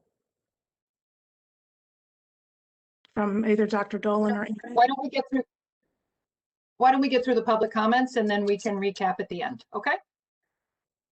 I think that's a more appropriate way to make sure that we don't cut into the public's time, but we can certainly address it at the end. Is there someone else, Brian? yes, right now the last person that I see is Emily Barker. Emily, I will unmute you. You're unmuted. You now have 3 minutes. And again, please state your name and address. Emily Barker, 434 Longfellow Avenue. My comments echo two of the folks that have spoken. First of all, the last one, I'm horrified to hear about this speaker. I think that we need to have a balanced education. I have written to the head of the social studies curriculum because I see all of these colleges where they are only allowing one way of thinking, and there are two different spectrums. And I firmly believe that our children need to learn both of them. They need to learn both sides. They need to be able to think critically themselves, have all the facts together, and not be fed one side continually, which seems to be the way that a lot of this education system is going. And I'm very disappointed to hear and very horrified, as you can hear in my voice, to hear that this gentleman was chosen to speak to our children and the parents had no idea. That is really very off-putting. The other thing I want to mention is, yes, I would like to have the transparency for the board to tell us when our children are going to be back at school full time. I have been told that Livingston has, they went their way and had, I believe, a list of 50 pediatricians who supported that. There are many, many, many schools that are not Newark that have their kids back at school full time. And we have had this discussion in terms of the Westfield Board of Ed and the parents involved for months now. And all that we heard is we're going to institute plexiglass and now our kids are going to be back at school for half days. Half days, by the way, that include art and gym and music in the morning when, frankly, we are losing social studies and science and perhaps math and language arts that could be taught while the kids are physically in school. I would like to have both of these things addressed, as the other speakers have said as well. Thank you.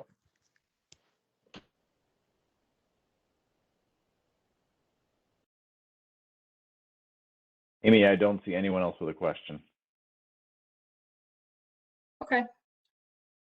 All right, then we could probably close the Q&A section right now.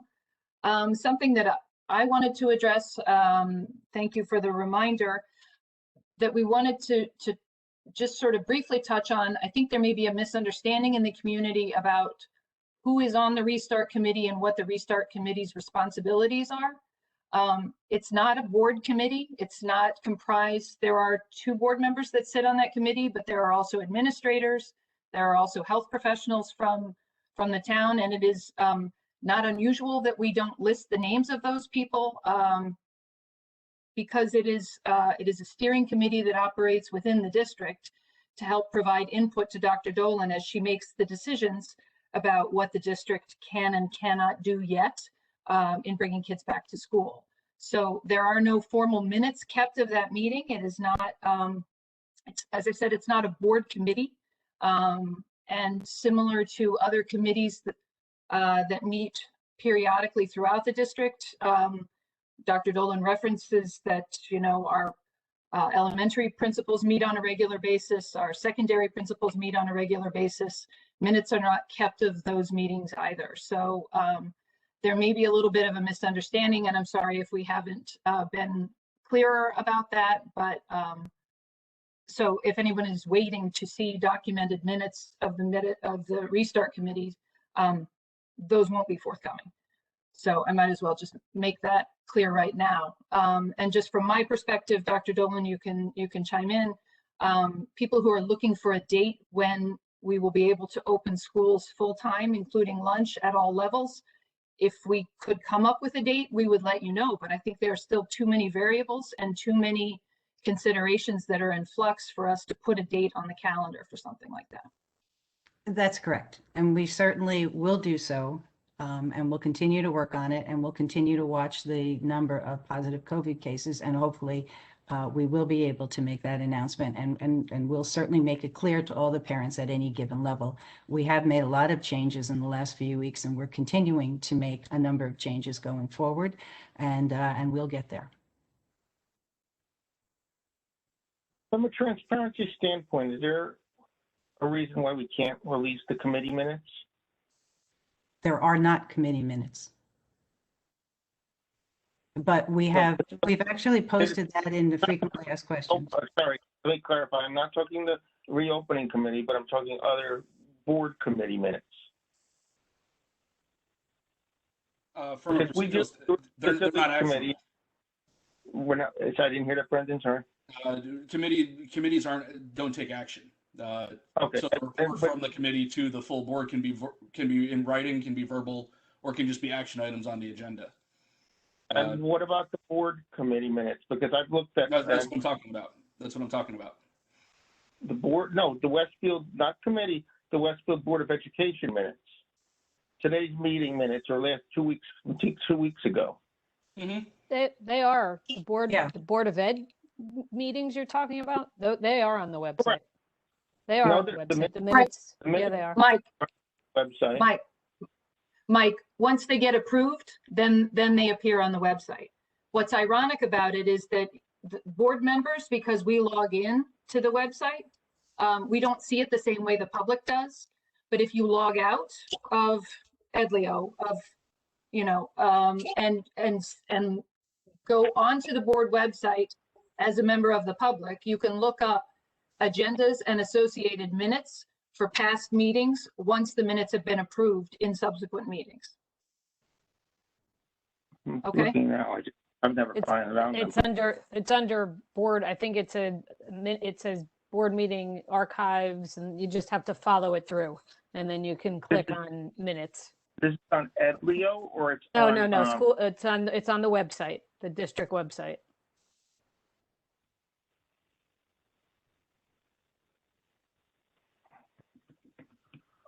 Okay. Yeah, I had tried looking recently as well, and if you start with the more recent meetings, it can be a little confusing because we haven't approved the minutes of the most recent meetings, so they won't show up. But if you look a little farther back, once they're approved, then they appear there as well to members of the public. Those of us who log in, we can see it in a different way, but that's how the public sees it. Okay, I guess if someone can provide me a link, I'm looking at tonight's agenda, and I'm in incognito mode on the browser, and I don't see the minutes. The minutes from which meeting?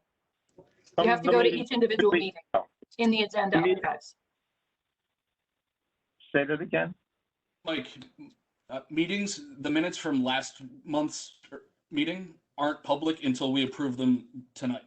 So they're not available on the website. Okay, but even for any minutes, for any meeting, I don't see them on the website. And if someone can provide me a link, because I have been looking for them and I've never found them. And I see them when I guess I shouldn't have to. I can send you an email and tell you how to access them. Okay, I think we need to make it a little bit more easier accessible than from the website, because every other website I go to, whether it be Scotch Plains, Cranford, Clark, or a number of other districts, you go to the website, you see minutes, and you can read them. When I go to the website here, all I see is the synopsis. I'm not seeing the minutes. And I understand you're saying it's, but we're not making it easy for the residents to find. Okay. Mike, we'll make it easier, but it is easy to find. And if you go on the website, it's easy to track. But yes, if there's a way of making it more accessible, then I'm sure we could figure that out. But the information is all there, and transparency is there, Michael. I guess someone can send me a URL. That's all I really need. Okay, thank you. Sorry, I've been looking for them for a while and I can't come across them. Mm-hmm. I'm sorry, I can't remember the name of the woman who asked the question about the policy. If anybody remembers it, Dr. Dolan, could you answer that for her, please? About the policy, if it's a district-wide or a school-wide policy, if a child is able enough to learn but needs to stay home, can they sign on virtually? Right. So interesting question, because that changes because, for example, at the elementary level, we have a number of elementary classrooms where every single child is in person, where there is not one remote child. So that changes the rules, right? Because the teacher does not have a remote set up. So if all of a sudden someone is ill and they're not in school, the teacher has planned the whole lesson for in front of them because there is no one remote, right? So at the elementary level, it makes sense that if a child is homesick for one day, the teacher truly can't completely change lesson plans and suddenly set up remote for one person. If on the other hand, there is someone who is remote all the time, that's a different story. But I think that's the confusion. What we'll try to do is get that information out to parents so that they're clear. And it is different at different levels, because at this point, elementary is the only one where we have many, many classes with no remote students. So we'll get that message out, because I can understand why that's confusing.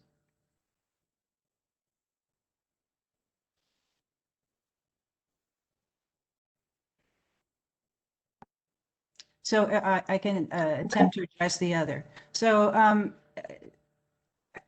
our students do have assemblies. And they choose representatives to talk. We've had a number of different ones at the high school on different topics. We had one where a person spoke his experiences, which is important to hear. And there were some people who were really concerned because it went beyond the person's experiences, it went to politics, right? So we do really work hard not to give one point of view, because that's not appropriate. We don't have one type of student in this district. We don't have one type of family in this district. We're a large public school district, and we have different points of view. And it's important for us to teach the next generation to respect other people's points of view. And we've really done a great deal of work with professional development to make sure that all the adults who are responsible understand that. So when we did hear some complaints and concerns regarding this one particular speaker, what we did was we offered another time for students who were interested and their parents, if they wanted to listen also, to view the assembly. And then we arranged at the end of it to have a time where teachers were there to help lead a discussion, because to hear other points of view, right? Just what was being asked for. So that was what was offered to any student in the high school. And a small number of students and some parents did take advantage of that opportunity.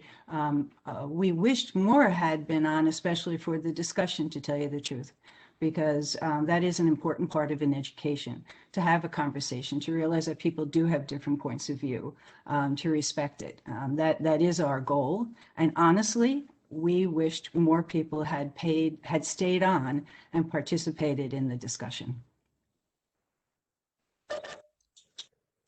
Brendan, what is the policy about vetting speakers for assemblies? What's the policy number? And can I request that between this Board of Ed meeting and the next one, that policy is reviewed? Because we can't have this occur again, where we get into a situation where, whether it's right or left, it doesn't matter, where somebody comes in with very extreme views and presents them as facts to hundreds and hundreds of our kids with no context, and some of the things being said that are factually inaccurate. I mean, this was really a bad thing that happened. And I know I can't speak for the board, but I just do want to apologize to the district, to the community, for any parents or students that were offended by the assembly, because it really was not appropriate.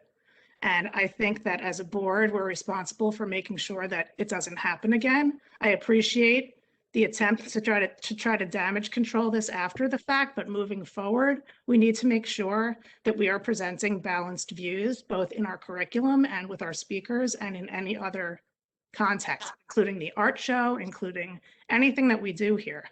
And it is an ongoing issue that a lot of parents are contacting me about. So I think we need to review that. Layla, Sorry. wait, Layla, hold on just 1 second. Let Brendan address the policy part, okay? We have two policies regarding controversial issues and providing equal time to various points of view. Those would be 2240, 25, and 2530. And there are other policies regarding staff member political activities. I know that I referenced in another email that was 3233 and 4233. And they will be, we'll review them during our next policy meeting to see where they, Thank you, Brent. if they line up with current practice and if current practice needs to change. Thank you. I agree, Tara, that I think we need to look at the policies and make sure that they are as up to date and as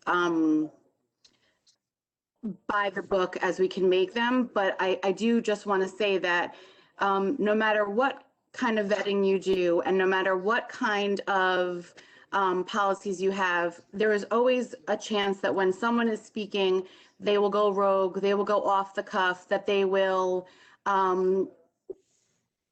say things, do things, address things that we weren't prepped for. So I think that we have to look at the policy, but I also think that we need to understand that our control over what someone says is limited. I also want to say something.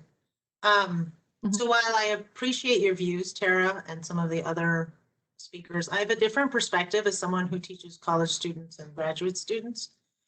The first thing is the biggest disservice we can do to our students is not expose them to different perspectives, particularly perspectives that they've not been exposed to by their families. There are many things that my children learn at school that I completely disagree with. And when they come and tell me what they're learning or reading, it's an opportunity for me to have a conversation with them, right? And ask them, well, what do you think? Well, what's the other perspective? Well, here's my perspective. I don't agree with it. Do you agree with it? Well, let's do some fact checking. Let's research. So what we're teaching them is critical thinking skills. And the way you critically think is to be exposed to views that you don't automatically assume are true and that cause you some cognitive dissonance and go, wait a minute, is this person even telling the truth? Let me go do my own research. Let me make up my own mind. Let me have a conversation with teachers that are trained to show me both sides, and with my parents who may not be trained to show both sides, but who may say, this is just what we believe in our family. But I think that I agree with you that they should have different perspectives. I think when you're getting into guest speakers, it's a little tricky. These are not employees. These are essentially people who are coming from outside the community with their own views, and you have to validate that they have a different experience. I mean, he has a different experience. We might not agree with it. We might not agree with what he said.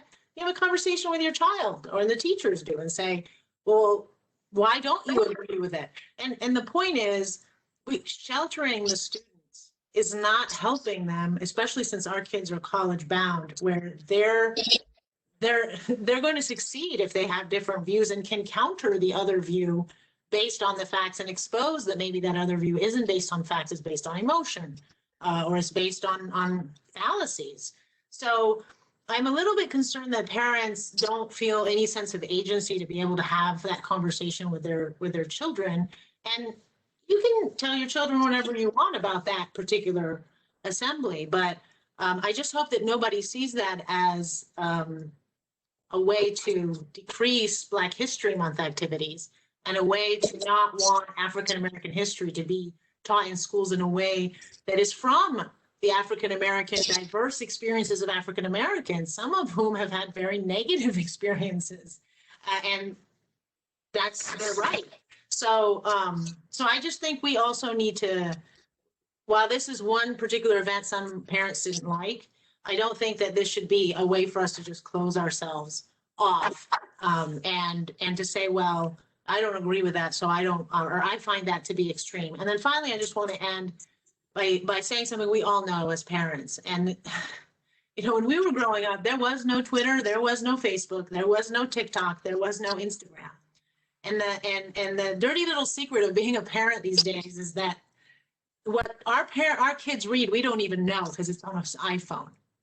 And so unless you're really policing them, they're getting exposed to a lot of different perspectives. And they're reading all sorts of things. And so what we want is to have those conversations in the schools with the with the parents, with the teachers. But this is that world of being able to control the information that they have access to is over. So Yeah, in some ways, I'm sorry, nobody's saying any of that. No one's saying they shouldn't have multiple perspectives. Nobody's saying that we should control access. None of that is what my point was. So I'm sorry if it landed that way for you. Of course, most of everything that you said, I completely agree with. they need to see all of this. These conversations need to be had. But when the speaker is saying anti-Israel comments, anti-China comments, making comments that are fueling racism and causing issues like what's going on with the swastikas and with all of these things. The swastikas showed up a week after this speaker spoke after making anti-Israel comments in the assembly. That's what I'm talking about. I'm talking about making sure that we don't have speakers that are going so off the deep end with radical views and presenting it. I think one of the speakers said that there was no rebuttal, there was no back and forth, and it was very disturbing for some parents. I'm not sure if you had a chance to watch the whole thing. If you agree with the views, maybe it wasn't as disturbing, but for a lot of parents, it was very, very upsetting. And this is not to say that we should not be presenting balanced views. Of course we should, but we can't have anybody coming in with something so radical and have it be then, complimented and condoned by the principal and then just ended. And then only reviewed after parents started to complain. So I'm just saying we have to be careful, and the parents expect us as a team to be vetting people that we're putting in front of our kids. Of course, Layla, we can't control everything that comes out of everybody's mouth, and that would be really helpful if we could, but it's not a thing. So, we have to be careful, but I want to make sure that I'm being as responsible as I can to present facts and to reduce things that would cause division, more racist, events and activities. We want our kids to be, we are all after the same thing. It doesn't matter what side of this you're on. We want. I understand what you're saying, Tara, and I didn't hear, my kids couldn't get on because of we had a conversation about it, but we had some technology issues, but and I have heard, I've watched it, but I think the issue is we have to accept that, especially on race issues, there are very different perspectives, and some people will say that's an extremist perspective, and others will say, there was a time when if you were anti-Jim Crow, you were an extremist. There was a time when you were an abolitionist against slavery, you were an extremist. So I don't think we should throw around the word extremist, because I think that that's also political, but it's more of, I don't agree with it. And I'm gonna have that conversation with my kids and ask them, do you agree with it? Well, he said this, where are the facts? Prove it. And our children should not ever hear any speaker and automatically be like, I'm going to believe whatever he says. I'm going to believe whatever she says, even if their views that we agree with as their parents. So I guess I don't feel as threatened, but even if they had brought in a different speaker or that same speaker and I didn't agree with everything he said, it's more of, this is a learning opportunity. And I think that's the response we should have as a school district, is this is a learning opportunity. If you want to bring in another speaker, please, for whatever other event that has a very different perspective, fine. And then there's going to be kids that are like, I don't agree with it, parents who don't. Let's have that conversation. And so anyway, it's I just don't want this to be an excuse by some parents to not have Black History Month events, to not invite African American. I'm not saying that's you. African American speakers who may not have views that Westfield parents agree with, who may have experiences that upper middle class people don't have. I mean, he was a legitimate speaker facially. He was born here, he was raised here, he was on the wrestling team, he's an attorney, he won in the Olympics. There was nothing about him that just was a red flag. And then he's an independent, he came and he spoke. He's not an employee. How are we going to control, like what Loyola said, everything that everyone says? I think what we do is we use it as a learning opportunity. Yeah, to be as responsible as we can to make sure that we present balanced views to the students moving forward. And if somebody's brought in to speak about their personal experience, they're told to not talk about state, national, and global politics if his purpose of speaking is his personal experience. He was brought in to talk about his experience in Westfield, his experience growing up, his experience wrestling for, I believe, Iowa State, his experience at the Olympics, not his views on various political issues that are ongoing, current and former. Yeah, I mean, there was socialized medicine in there. There was climate change. I mean, it was totally not related to Black History Month. It just became a whole political conversation. So we just, again, I'm requesting that as a board, we make sure we're as careful as we can be, because I know that the parents, a large group of parents, expect me to say that and for us to do that. So that's what I'm requesting gets done.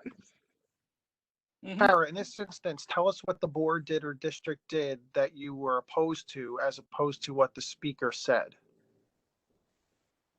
What I'm saying is that we need to have a better handle on who we're putting in front of the kids. And we need to understand what they're going to be speaking about. If we bring them in to speak about their experience growing up in Westfield and about racism, then that's great. We can have that. But then I don't know if you watched this, but what was said was, some of the callers quoted. I mean, it was not anything that anybody would have approved being said to hundreds of students in an assembly.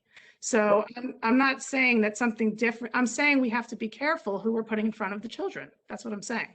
But that's my point, though. I think we were careful, but the speaker still spoke and said words that maybe he should or should not have said. But I'm not sure what the district or the board did that was incorrect in this instance, or even in the past. There needs to be some supervision. That's what has to in the next couple of days, let's have a phone call and we'll talk about possible policy changes. I just want to take this note, especially, since we're talking about policy changes, is that there have been times when I've also discussed policy changes. So I'm glad to see that the board is interested in making policy changes. And I hope that this isn't something that's selectively done. Yeah. So I'm glad we're in a public meeting having that discussion, because there are some people who are very keen to change policies in certain moments and not keen to change it at other moments. Mm-hmm. And what we need to consider is it's all right to have topics of controversy and have them discussed, but if someone goes off target as much as they did, someone from the administration during the WebEx should have stepped in and said something about these views do not necessarily represent the views of Westfield or the students or the parents of Westfield right then and there, versus following up with an email a week or so later. I'm not clear on the timing. But Mike, that's a given. Isn't it a given? Does anybody think that this speaker represented the district? He's not an employee. He's not. He's just a speaker. We should have addressed the matter immediately during the WebEx and not waited a period of time to send something out via email, so the students know they shouldn't be taking this as fact, or that they need to go, like you said, go and research it and make your own opinion of what you think of what the speaker said. So you're providing the students some guidance on how to interpret the information that was just presented. We want to be careful regarding We want to be careful regarding censorship as well. So I think what you're saying, Mike, is actually really very valid. Like sending out something immediately after, like this was controversial, do your own research. There are many sides. That would have been appropriate, but it's not something you could have done preemptively, or maybe there could be a statement preemptively. This speaker does not reflect for everyone coming. Right. For every speaker. And just final note, because I can't harp on this enough.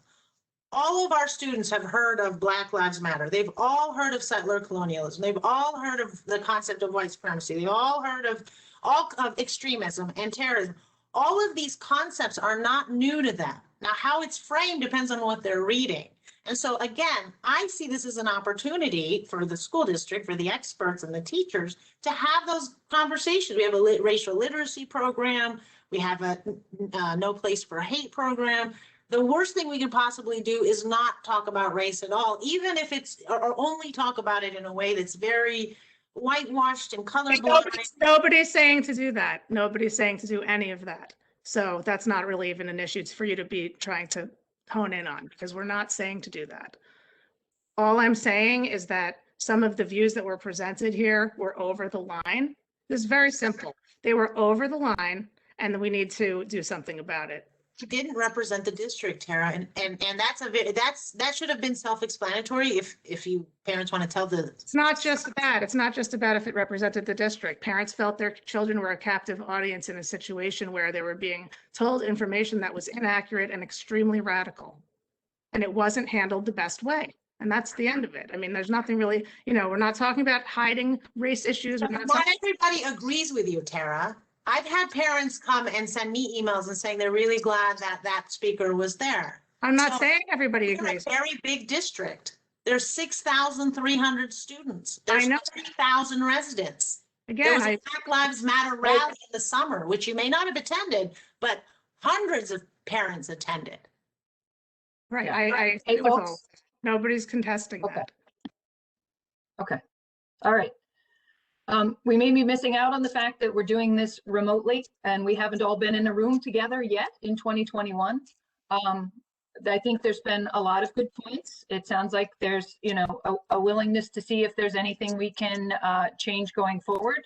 But I do think it's, you know, obviously something that there's a tremendous interest in discussing further, perhaps not at our board meeting. If that's okay. I think everyone's made their points pretty clear, right? And I'm sure that any high school speakers or speakers at our other schools, when we go forward, will probably be given a little bit more guidance in terms of how to address talking about their own personal experience, which was, I think, the point initially. Amy, one unrelated comment back to the minutes.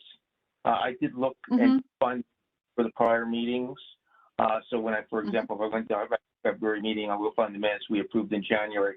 I think we just need to look at the presentation on making them accessible from the website. So we're showing agenda and then the minutes right next to it. I realize there's a stagger before the minutes become available, but we have a listing. And if we look at a number of websites of local communities, you'll see the way they do it.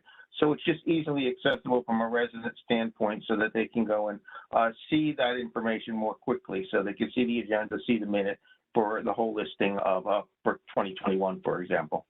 That's okay.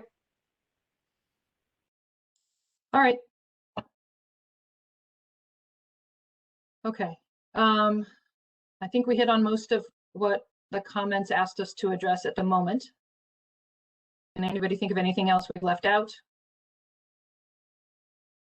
No, I'm not seeing any hands. Okay.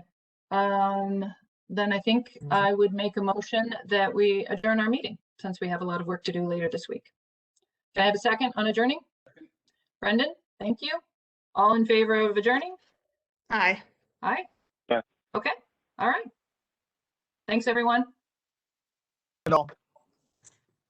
Good night.